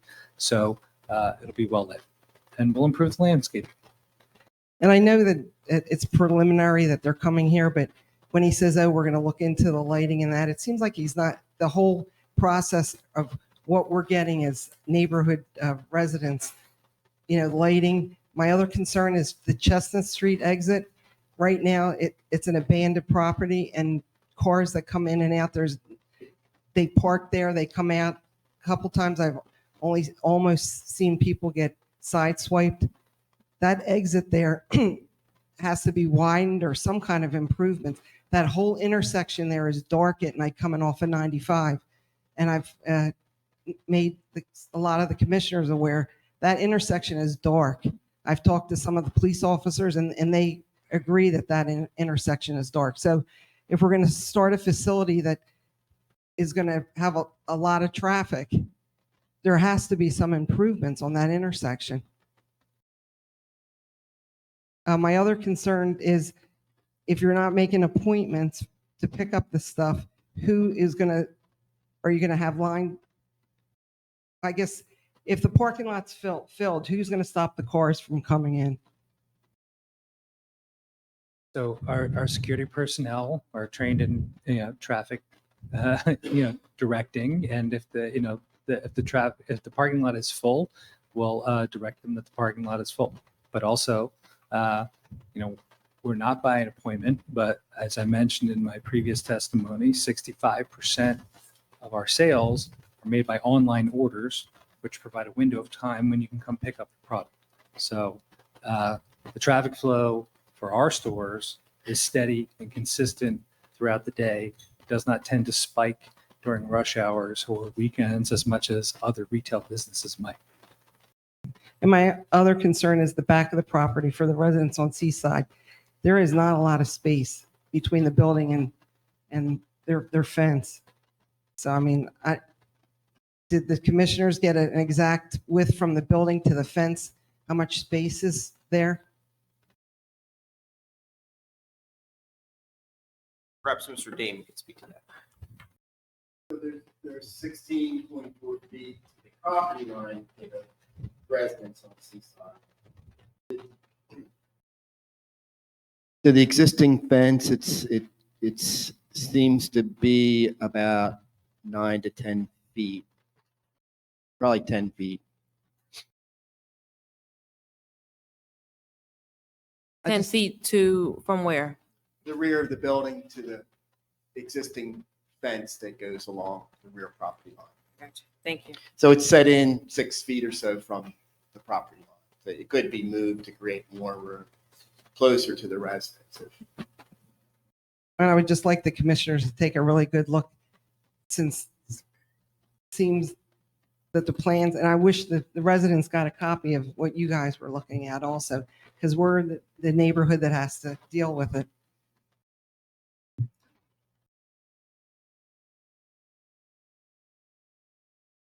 Okay, third row. Yeah, question. Hi, Lori Monroe, 3903 Market Street, LORIMONROE, 302-332-1370. My question is also towards the security system. So I know that I haven't seen the camera layout or anything like that. You said they're monitored. Is that live agent monitoring, both on site and at a monitoring facility? That's the first part of the question. So during the hours of operation, as well as 1 hour previous to opening and 1 hour after closing, on-site monitoring of the cameras is ongoing by security. Okay. Once the store is closed and personnel have left, the cameras and the site are continuously monitored 24 hours a day at a security operations center that's centrally located. So Okay. Is that live agents yeah, after no, there's hours? a human person. No, after hours Yes. at that. So, There are people sitting in a security operations center in a building with all the cameras 24/7. A human being is watching. okay. Do you also know if those cameras are electronically monitored for signal drop? So there's instances where you can have a live feed where the live agent says, yep, I can see it. I can still see, cars going around the corner, but yet that feed is no longer recording somewhere. So yeah, we monitor for that, and we have redundancy backup for camera feed drop or other inconsistencies in the transmission from any camera. Okay. And then what about recording? Is that on site, in the cloud, or hybrid? It's in the cloud. It's all conducted at the Security Operations Center, and by law, we are required to maintain 60 days of previous camera footage. Okay, thank you. Yes. Charles Corcoran, 2307 Pleasant View Avenue, Upper Chichester, PA. CORAN 610-457-5957. I have a couple questions. You say you're going to be moving the dumpster and putting up a privacy fence to back this vehicle in. Are you taking any parking spaces? Yeah. Also, how many employees are you going to have there permanently parking every day? Estimating, I say the shift would be 6 to 8. So now you're taking 7 parking spaces, right? And when you come out, you're putting up a privacy fence, it's going to be vinyl, I'm assuming. How secure is a vinyl fence? Well, actually, it's security experts from Jason design. Well, I'm going to tell you something. You can push the panels right out of the vinyl fence. But that's not much security. And also, one of the biggest problems is when you come on the Chestnut Street, there's a very short egress between that driveway and the red light. And that's not going to create any problems. You're going to have 2 cars coming out. There's not enough room to put 2 cars there to make the turn. So that driveway's wider, it's 28 feet wide, so it is a wide driveway. But from the corner to the light, it's limited. So we have to wait until that. And my biggest concern, what kind of pressure is this going to put on our police force to protect this place when we have enough problem in the township for our police being stressed thin? I mean, it's not my area of expertise, but they have could be less trouble. I heard a gentleman say that if they have loiterers or public people hanging around or their security can't help them, they're going to call the police force. I think they said they'd ask them, if their security would make them leave, depending if they're police. And how much trouble is it to get a medical marijuana? I think I was pretty clear in my testimony. You have to go to a physician, get certified that you have one of the qualifying conditions, apply with the state, pay your $250, et cetera. When you go to Aston Diner, they have placemats, $195 you get a medical marijuana. Okay. That's all. Thank you. Yep, you're welcome. Next, we're still on the 3rd row. Yep, you're good. Come on. Marjorie Corcoran, 2307 Pleasant View Avenue, Upper Chichester, PA. 610-494-8986. I've been a resident here 30 years. Okay. Now I have a question. What is the age requirement to be able to obtain medicine? Your husband's talking. Is there any age? Hey, guys, can we keep it down, please? Thank you. 21. Okay. All right. Now, I have another question. The money exchange in this place, do you use cash? Do you use credit? I understand there's large amounts of money. So we take cash, and we also transact by a debit card at a point of sale transaction machine. We have cash on site that's kept in the vault, that's kept in the safe, and it's picked up daily. Okay, so at nighttime or whenever, the store, who's ever in the store can come out with the cash, and I'm sure they have to deposit to a bank. No, it's picked up by armored detail. So we have a security service that picks up the cash each day. They don't have to go to the bank. They don't have to go deposit it anywhere. It's cash pickup. Okay, so if it's a medical marijuana, why do you not try to get on a hospital facility? There's many empty hospital facilities that have doctors right there on premise. Why do you have to come out into a shopping area? Because we're a retail business, similar to a retail pharmacy, and hospitals and other large medical facilities can't rent to us. And why did your other place close? Well, it was in a terrible location that wasn't suitable for business or pharmacy or retail sales or other. Okay, so you're right off of 95. There's access from Philadelphia, from Chester, from Marcus Hook. So you think that that is going to be a secure place, that we're not going to have people hanging around constantly? You go to Springfield, you see them hanging out the door, all lines all over the place. So I think I addressed this in my testimony. The property in Springfield is not adequate for a dispensary. They don't have enough parking. They can't service the number of patients, and the comparison is not appropriate. Okay.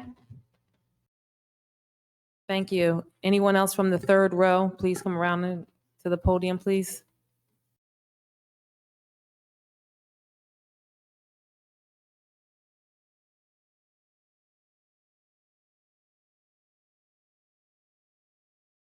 Please. Suzanne Stiers. Okay. 2307 Seaside Avenue. Phone number is 484-682-3939. Please continue to speak into the microphone. I'm sorry. Okay. Yep. I Thank still you. have questions about the fence. The fence. My house is the side of there. That fence is getting ready to fall down. Kids are cutting through there. They already knocked one down. My son tried to fix one section of it. And it's right, I think they're on my property first. We were told that the fence was over too far. Are you over too far? Yes. Yeah. Yep. okay, yeah. Yeah, it's over on my property. And I'm also concerned about the tree that's on the property. Tree there, that looks like it's going to, I don't want the tree down, but trimmed. Every time we have a storm, I have to go out there and pick up leaves and pick up branches and whatever else falls. So I'm very concerned about the fence. That fence is you could kick it. I could kick it down. And I'm also concerned about you're keeping the same building, right? Correct. Okay. You have a water problem in your basement. We understand. And they were sump pumping the water out of the basement onto my property. We corrected it ourselves. I don't know if the owners ever knew it, but I don't want the water pumping into my property. And you have to do something about the fence. So understand all your concerns. Yes. I would, in a blanket response, I would say that we don't own this property yet. So any But are they going to do something about it when they own any it? of your previous frustrations would be with the previous owner or the previous operator of the subway. Mhm. We're going to replace the fence. We will manage the tree situation. Okay. We will comply with all code as it relates to water, Okay. and we will have, as stated, an open line of communication with the community and our neighbors to address any issues if there are ongoing. So Okay. our goal here is to be a good neighbor. And I can't speak to the previous owner or the previous operator of the restaurant or the problems that you've had. All I will say is that we're a professional company that has a professional facilities department that deals with building and maintenance and other, landscaping issues on a daily basis to maintain the property, as well as fix any problems or address any issues that our neighbors may have or the township may have. Okay, now there's a strip of property behind the fence that belongs to whoever owns the property. It's not real big, but it's there. Now, my neighbors are nice enough, they cut it, because I'm not going to get out there and cut it. What are you planning on doing with that piece of property? That's to be determined. I would tell you that once we own the property, we will maintain that Yeah, property. but are you going to put any kind of a driveway? No, Any kind of parking spaces, no. anything like that? No. I mean, I'll go No. on record under testimony that we're Okay. not going to make that portion of the property. This is an unusual parcel. Yes, it is. It is. And Yes. so we're interested in the existing building and we're existing in fixing it and retrofitting it and making it nice and having a nice parking lot. That portion of the parcel, we haven't made any concrete decisions, but we in no way intend to make that a part of our operation. Parking, driveway, service, patients, we're going to have a fence that separates our business from that portion of the parcel, and then we'll figure out what to do with it. Are we allowed to have a copy of the transcripts from tonight? I know you have You- to pay for them. I'd be willing to pay. You would submit a right to know request. Pardon me? You could submit a right to know request. She's talking about the transmittal for This- the this- meeting. that Yeah, should so be the That should be, transcript, you have to go right to the court reporter for that. To her, right? Correct, Okay, yep. I just wanted to Okay, make sure I thank understood the you. procedure. Okay. There's a bus stop with little kids at Chestnut and Seaside. I mean, they're little guys. And you're gonna have all traffic coming up. I mean, gotta do something about that. I mean, will the school district change the busing for them? There's like five, I don't know, I don't know who's in that there. They get on that bus and they're dropped off again. And if you have all this traffic coming out of this place, I'm afraid for the kids. I think somebody should kind of address bus stops. I know we're supposed to be far enough away from school. But nobody ever talks about the bus stops. Ma'am, it would appear that most of the kids would probably be in school. I mean, we can certainly look at it, but the hours of Well, his operation. hours are 8 o'clock. The bus No, comes. it's 9 o'clock. 9 o'clock. Yeah, his hours. The are hours nine. of operation. I don't know are what time the 9 bus to 8. comes. That I don't know. But I know it comes back around 3. Oh, there's The Bonnie. the hours of operation for the facility, when they're, are 9 to 8. So in the morning, there would not be a conflict. If there's conflict, you can bring that up to the school board Yeah. to I change. think somebody should, just because they're little. And they're supposed to stop school buses. You gonna paint that building? Sorry? You gonna paint that building? We are. Oh, good, because when I go outside, all I see is handle fake IDs. I mean, the barcode system is pretty tight. That's what they said about the liquor board. Well, I mean, I'm sorry, these are questions, I'm sorry, but I need an answer. It's a fair question, but I mean, look, you have to prove that you're a medical marijuana patient and you have to have a second form of ID and both those have to scan and you have to pass the smell test to my security team. And we're monitoring for diversion and other unusual suspicious activities. So, and we've had, knock on wood, we haven't had a single issue in 5 years of operations in Pennsylvania where someone that was underage or had a false ID that was able to obtain marijuana from one of our stores. Because like somebody else had said, you can get the false IDs for medical marijuana. It's not really that hard to get them. And I'm wondering how, and then what would you do if somebody say went to the Springfield store and they got it? And then they come back over to Chichester and get it there. So let me cut in here. The testimony that was given earlier stated that the scan on the back of the card tracks your purchases in dollar amount. Right? So we're asking a lot of hypotheticals that they cannot answer. So if you ask some questions, do you have any additional questions pertaining to the property, security, use, or anything like that? We need to move on. There's other folks here that need to answer questions.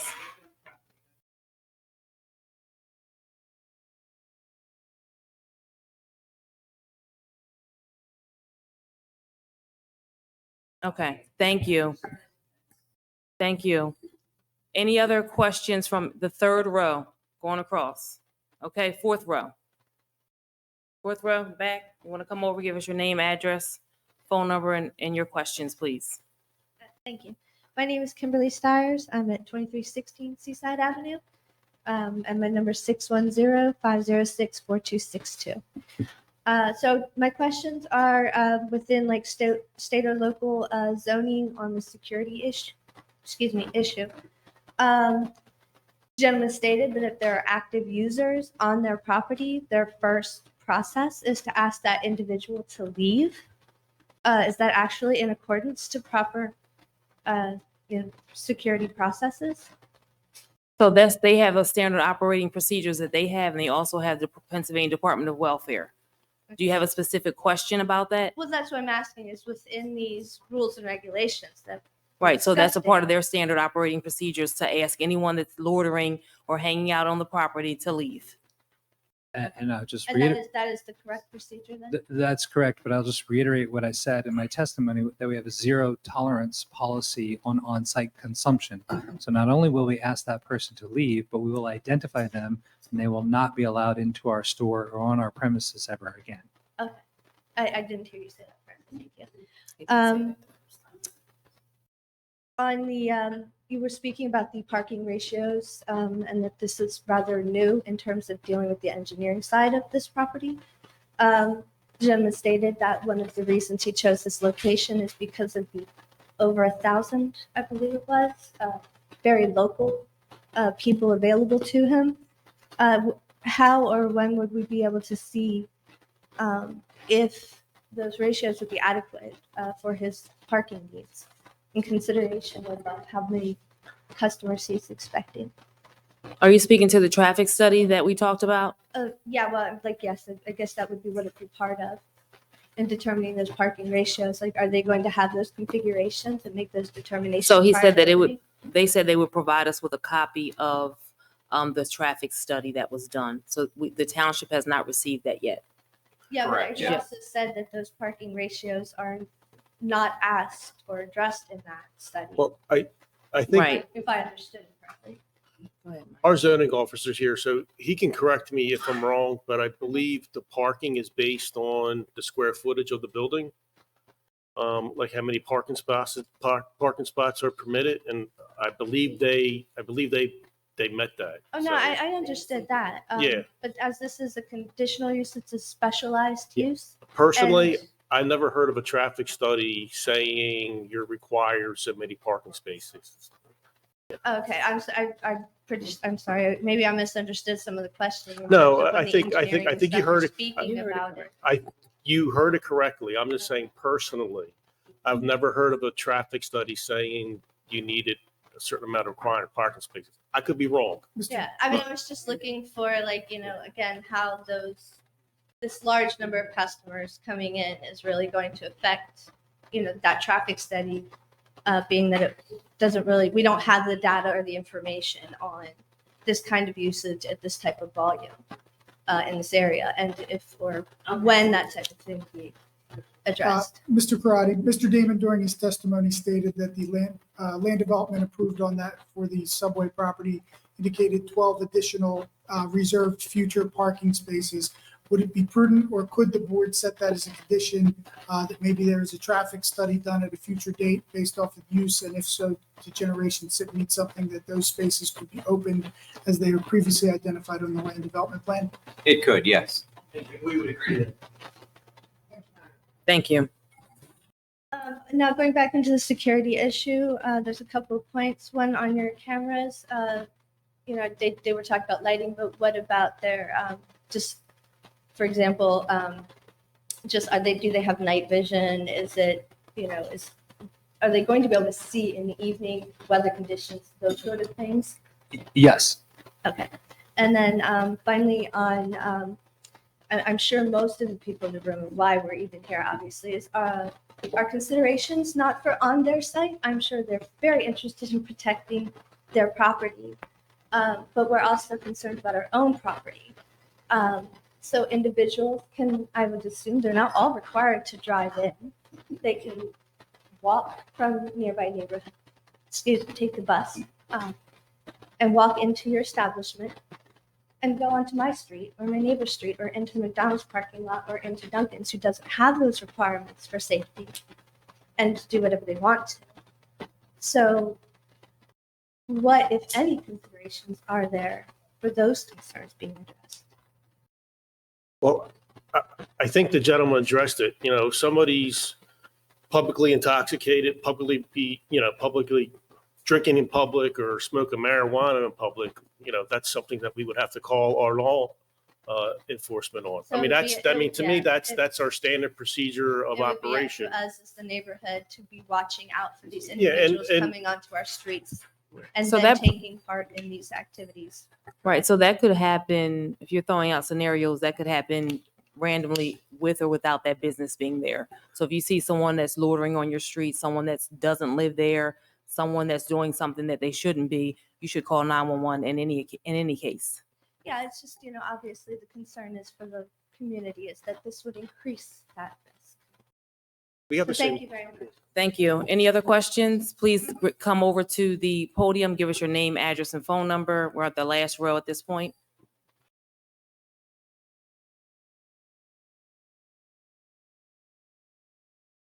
Give us your name, address, and phone number. Thank Bonnie you. Jacobs, 98 Chestnut Street, not 8 Chester, 98 Chestnut Street, Upper Chichester. Yeah. That's okay. Look, nobody's ever got my address. 28 years. I'm still fighting it, right, Nicole? Mm-hmm. I just, about like, Mr. Patel planting trees, and there are these needle trees, and they're huge, and they block my morning sun, first of all, but just think they could be shaped and trimmed occasionally, because I don't think they ever have. In fact, I was over there today pulling morning glories. I saved his trees in the back because the morning glories killed them. What else? Ugly trash. The dumpster where it's located, just right outside my bedroom window. And I asked Mr. Patel not to put it there, and he promised me it would be clean and all that. And he did. He did, for the most part, make sure. But 5:45 on Monday morning, the only day I could sleep in, they pick it up, and it's like they sound like the whole building's being pulled. There's so loud. So if you had any heat in there, which is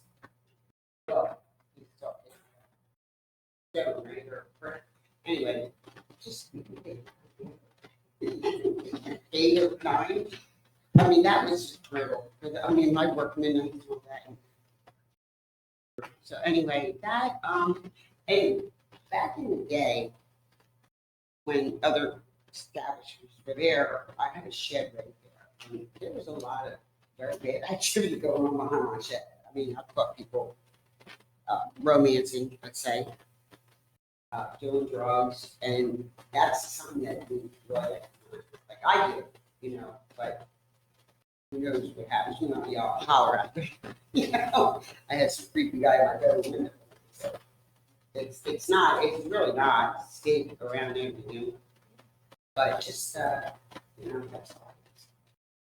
I appreciate your concerns and I hear them, and we will do our best to address them as best we can. Yeah.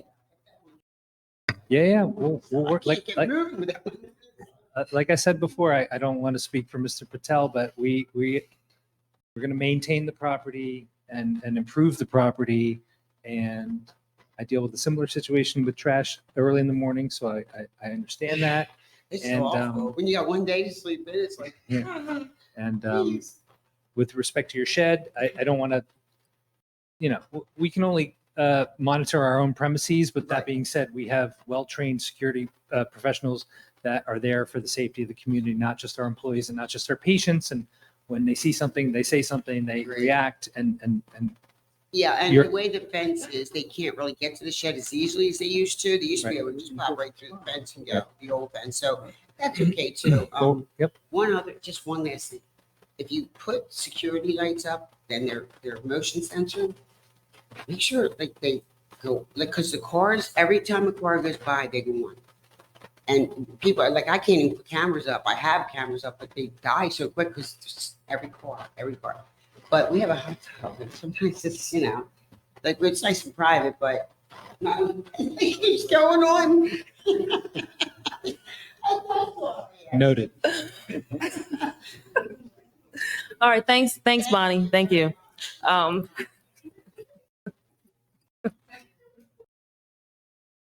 Okay, thank you all for coming. One second. You have questions? Okay.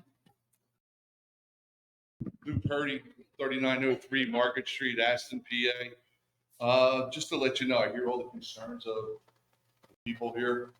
Just to let you know the history of what medical marijuana has done for my family. I have an 80-year-old mother that was addicted to opioids. And the only way we were able to get my mother off the opioids was to get her medical marijuana. And these places, and I researched your establishment, it's a very clean establishment. This man is going to buy 3-4 properties over there on that corner there. He'll clean this corner up. If you go to his establishments and you see his establishments, they are very clean. The security is unbelievable. I'd bring my mother in there. She would call in. She would have her order ready to go, just like a regular pharmacy. Take my mother out of there, get in the car and go. Have I ever seen anything going on with people sitting out there smoking and concerns? You don't see that stuff going on whatsoever. This gentleman runs a clean shop, does what he has to do. He's going to make the community better. Unfortunately, I know everybody, there's a stigma with marijuana, but medical marijuana does have some good for the people who are on opioids. It really does good for a lot of people. So just that's my thing. And if you look at the map on this, he's buying 4 lots over there. He's going to clean that area up, and he's going to run a hell of an establishment over there. I can't see him not going in there and putting that type of money in and not cleaning that lot up. Good luck with everything. Hopefully it goes good. Thank you. Any other questions or comments before I turn it back over? Mr. Byrne, I have a question regarding the process. I think I want the public to be aware of where you are now in the process in terms of the property, and what are the next steps? Are you going to be before the board or the planning board again at some point when you start to move through this process? Don't believe so. I think what we're doing on in the interior of the building is not something that would subject us to the planning board. We would certainly do whatever the township directs us to do, but I don't think that, we have to get our conditional use approval here, as you heard, to get the licenses. And once we got our licenses, then we would start applying for permits to do the work. So we would certainly get all the necessary permits, abide by all your regulations, but we're not doing what would constitute a land development. Land development. Okay, thank you. What about the lighting? The lighting, when we talk about the types of lighting and making sure that it's not going into. We would certainly abide again by all your township ordinances with respect to that. I'm sure that the township has ordinances with respect to the type of wattage and overflow and that type of thing. We'd also work with the neighbors if somebody thought that one was shining in their hot tub or something of that nature. Right. We want to be good neighbors. Okay. All right. Thank you. Any other questions or comments? One quick one. All right.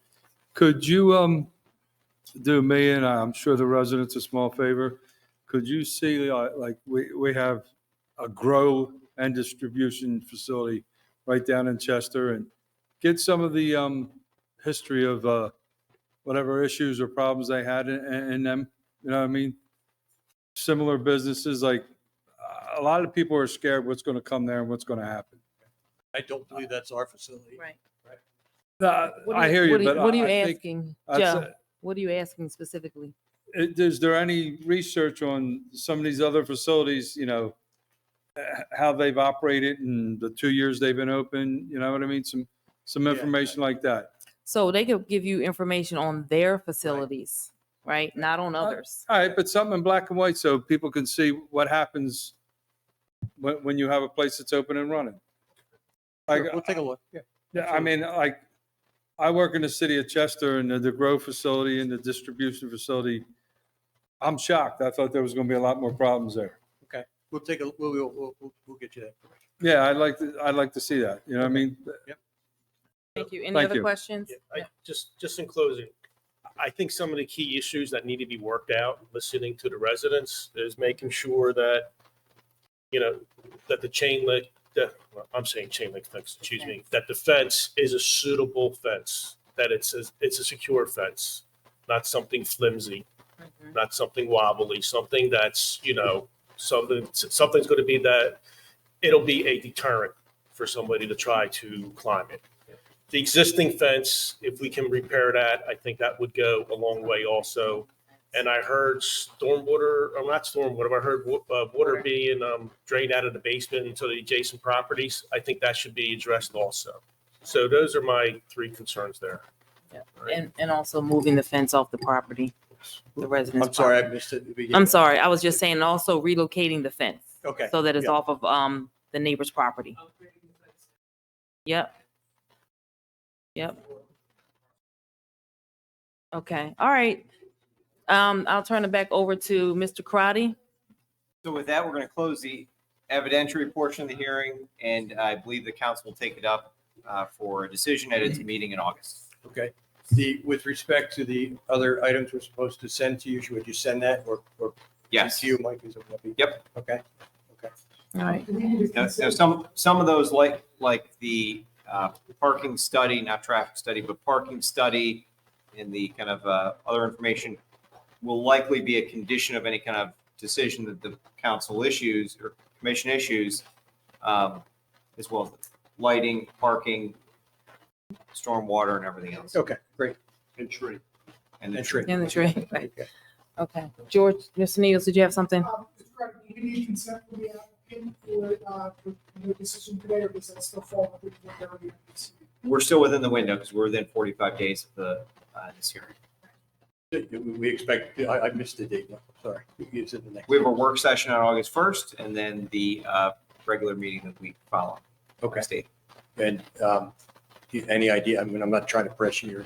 You mean which What do meeting you it's want going to us- be? It's going to be the second Thursday of August. Okay, all right, thank you.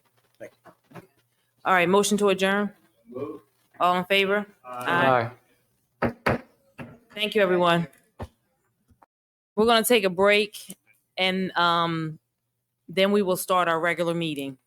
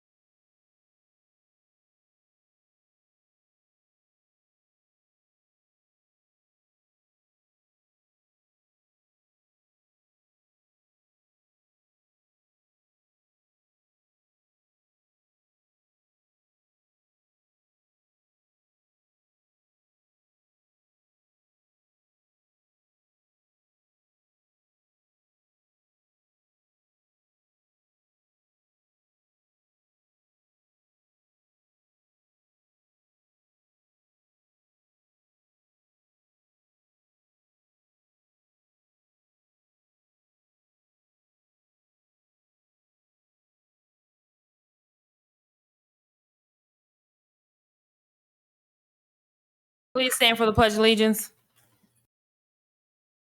I pledge allegiance to the flag of the United States of America and to the republic for which it stands, one nation, under God, indivisible, with liberty and justice for all.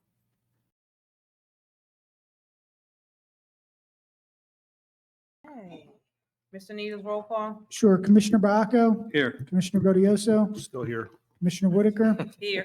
Commissioner McCaskey? Here. Commissioner Neary? Here. Michael Crowdy? Here. Alex Rodriguez? Here. And myself, George Needles, present. Okay, thank you, Mr. Needles. Do we have anyone here that has a question or comment, public comment time? Anyone here? Nope. All right, great. Thank you. All right, during, gosh, George, I'm sorry, that's okay. Just want to notify everyone that we met today in executive session, today being July 11th, 2024, to discuss strategic planning and personnel matters. Can I have an approval of the minutes from the June 9th, 2024 Board of Commissioners meeting? So moved. Second. Motion and second, all in favor? Aye. Any nays? Motion carried. On Tuesday, August the 6th, the township will be participating in our second annual National Night Out event. It will be from 5 p.m. to 9 p.m. at Chichester Middle School. The event is sponsored by Upper Chichester, Lower Chichester, and Trainer Police Departments. The information has been posted to the township's website and I believe our Facebook pages as well. We hope to see you all at that event. And I'll move on now to Commissioner Joe Neary. Thank you, Madam President. We'd like to consider a motion approving the list of bills in the amount of $504,588.27. So moved. Second. Motion and second. Any questions? All in favor? Aye. Any nays? Ayes have it. Consider a motion approving the trash exoneration list. So moved. Second. Motion and second. All in favor? Aye. Any nays? Ayes have it. Consider a motion approving the real estate tax refund for 0 Chelsea Edge Parkway in the amount of $1,496.53 to Westbury Park Associates LLC and Post Avenue Partners LLC. So moved. Second. I have a motion and second. Any questions? All in favor? Aye. Any nays? Ayes have it. Consider a motion approving the real estate tax refund for 0 Chelsea Parkway in the amount of $32,942.19 to Westbury Park Associates LLC and Post Avenue Partners LLC. So moved. Second. Question. Is that a Motion. is that a reassessment? It was, they appealed, yeah. They appealed it? They appealed it to the assessment board. Yeah. Okay. All right, we have a motion and second. All in favor? Any nays? Ayes have it. Consider a motion appointing John Jack Webb to the Civil Service Commission. So moved. Second. Any questions? All in favor? Aye. Any nays? Ayes have it. Consider a motion appointing Darrell Hinson to the Civil Service Commission. So moved. Second. Any questions? All in favor? Any nays? Ayes have it. And both those motions were required because Joe Kozlowski moved out of town and James Pullen passed away. And we intend to conduct a test shortly. Yeah, I was going to ask that question. Okay. Consider a motion authorizing the township solicitor to advertise an ordinance amending the township code of ordinances, chapter 531, transient retail merchants. So moved. Second. Motion and second. Any questions? What is it?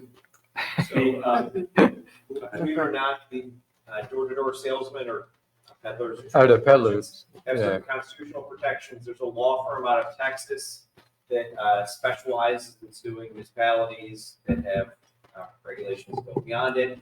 Typically, they find somebody who wants to go door-to-door, who go door-to-door in particular communities, and then they send a warning letter and then a demand letter. We've covered this quite a few places. We have provisions to both correct those as well as to enhance our protections by creating what's better known as the do not knock list, so that we create a list for residents who don't want to be bothered by door-to-door salesmen. In addition to being able to post no trespassing signs, they can register with us, and that list is given out to the solicitors before they start going to door-to-door. They're not allowed to go to those properties. If they're then caught going to those properties, their permit can be revoked and the fine can be imposed. Yes. Thank you. This ordinance would establish that. Can I sign up first? Okay, thank you. We have a motion and a second. All in favor? Aye. Any nays? Ayes have it. Moving on to Commissioner Gaudioso. Thank you, Madam President. Good evening, everyone. Item number 14, I'd like to make a motion accepting the extension request granted to Upper Chichester for 900 Township Line Road land development application. Second. Motion and second. Any questions? All in favor? Aye. Any nays? Ayes have it. I'd like to make a motion accepting the extension request granted to Upper Chichester for the 801 Bethel Avenue land development application. Second. Any questions? All in favor? Aye. Any nays? Ayes have it. I'd like to make a motion considering a resolution approving the ESCO release in the amount of $1,306.50 for the 4412 Whitney Avenue pool project. Second. Any questions? All in favor? Aye. Any nays? Ayes have it. Moving on to, thank you. Moving on to Commissioner Joe Bacco. Thank you. Consider a motion accepting the bid from AF Damon Company Incorporated for the 2024 road program in the amount of $488,814.70. So moved. Second. Motion and second. Any questions? Yes, can we, Larkin's Corner, the entrance where the Acme Walmart is, can we get that on the high priority list to get done first? I'll be getting phone calls about it. Yeah, me too. I don't drive on it. I know, right? Yeah, thank you. All right, we have a motion and second. All in favor? Aye. Any nays? Ayes have it.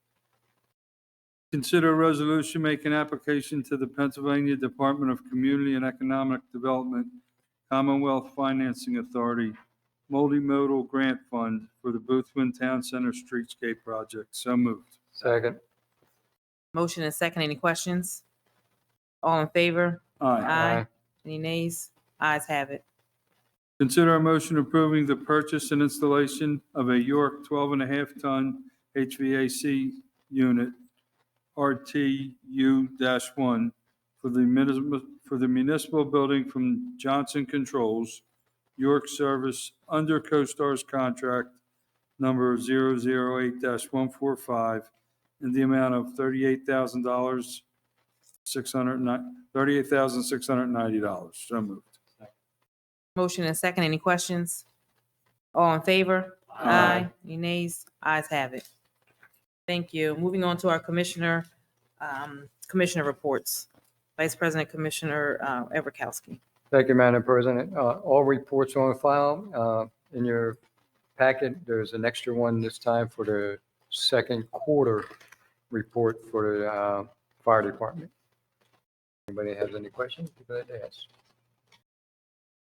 Any questions for Commissioner Rakowski? Hearing none, moving on to Commissioner Joe Neary. Thank you again. All of my reports are available at the office, including, as I pointed out earlier, the new police report, which if there are any questions, you can certainly call Sergeant Jones, and he can explain to you. I also have the tax reports that are available there, and that's all I have. Okay, thank you. Yeah, they look really good. I like it. Like seeing the graphics. Yes, it's Yeah. a little more concise and everything, so I think it's easier to work with. Right. Yep. I agree. Okay, moving on to Commissioner Mike Gaudioso. Thank you. Just two quick items. The variance for the auto repair use was denied at our last zoning hearing meeting board. And we have an upcoming zoning hearing meeting for 565 Conchester Highway. I believe it's a setback waiver for a cell tower. And I believe this is the Geisler Family Partnership property along Conchester. I don't know if the board has any reservations about this. I don't see any reason why we should oppose it, but I can talk to our zoning officer to see if he has any concerns, but as of right now, I don't, I'm not aware of any. And that's all I have to report on. All right, great. Any questions for Commissioner Gaudioso? Moving on to Commissioner Joe Biaco. Thank you. All my reports are on file. I see, George, they've been sending you the sewer authority report. Did you forward it to everybody? Yeah, it's in. Okay, all right, just make sure. That's all I have unless anybody has any questions. Any questions for Commissioner Joe Biaco? All right, moving on to my report. Not much this evening. Just want to extend a congratulations and job well done to our recreation department for our first food truck and firework event that was held on Friday, July 5th. It was well attended, and it was super hot. Oh my gosh, it has been like extremely hot, but it was people had a great time. I was there for a few hours, and the fireworks, I think, definitely was the highlight of the evening. It was great. They did a really great job. So we're looking forward to making this one of our annual events. And summer camp is underway, so they have been extremely busy with that. That should be wrapping up in the next 2 weeks. And then we are on to National Night Out. So that should be our next township event. So job well done to Brian and Aisha, Andrew and his staff as well for the drone and the videography and pictures of the events. And if you haven't seen it, we were featured in the Daily Times for an outstanding event as well. So make sure you get a copy of that. That's all that I have. And now we'll move on to our professionals report. One quick comment. Yes. I agree with everything you just said, but George, can we look into one thing? Whenever we have an event here, can we see about parking on the power lines? I think that would have alleviated the parking problems. That is We our used to do it. one Yes, that, we used to do issue that. is the parking. Why did we, and it would make it a lot easier. We probably used to do it without No, approval. we used to ask, no, we used to, who's our contact at Pico? So Michelle Garrity. it would have been Frank Brown back then. Yes, Frank Brown, that was it. So, yeah, might be a different answer now, but that was the one, we did a hot wash after the event. Yeah. Parking, figuring out how we can facilitate parking and getting people back and forth. to Like the my facilities. development was packed, those streets, which I didn't complain, and anybody that did, I said, look at the fireworks, they were everywhere. You know what I mean? But I think if that would alleviate a lot of the problems, because then you only need the fire police to cross them across Tri Avenue, right there. That's the only spot. Yeah. Okay. All right? So we will. But good job to the rec department. Yep. Thank you. Moving on to our professionals, to our solicitor, Mr. Crotty. So no one wants to hear an attorney talk more than necessary. I just wanted Okay. to thank you guys for the appointment, obviously. We look forward to working with you from all accounts and all meetings we've had so far. We have a wonderful township here, great board, and great police department. So we look forward to it. We won't keep you here, what, 10 hours today? All right, thank you. Our township engineer, Mr. Rodriguez. I'd just like to just give one update to our report that everyone should have a copy of, and it has to do with the Kingsman Park redevelopment project. The plans and specifications have been completed and submitted over to DCNR, and we're anticipating an approval for that next week from them, and then we will be able to move forward with the public bidding process. Okay, great. Thank you. So Any thank you, questions? Madam President. Thank you. Any questions for our solicitor or engineer? All right, moving on. Any new business? Yeah, you want to do the manager? Oh, George, I'm sorry. Yeah. I always forget George. Not the only Well, he, no, I George believe it said, fell under the George said he professionals did. comment section. George said he didn't have anything to say. I just want to say that the reports are on file. I want to echo the sentiment of the commissioners of the 4th of July fireworks. It was a great event. We achieved our goal, which was to have fireworks better than what they put on at Disney World. So kudos to everybody here. We crushed it. The staff here did a fantastic job. And then I just want to thank the board for their participation in the strategic planning session today. I thought it was very helpful and very positive, and will help us propel forward. Thank you. Thank you. Okay, so now, is there any new business? Phillies won 5-1. Okay, great. the series. Phillies, all right. Motion to adjourn. Second. All right. All in favor? Aye. Aye. Good night.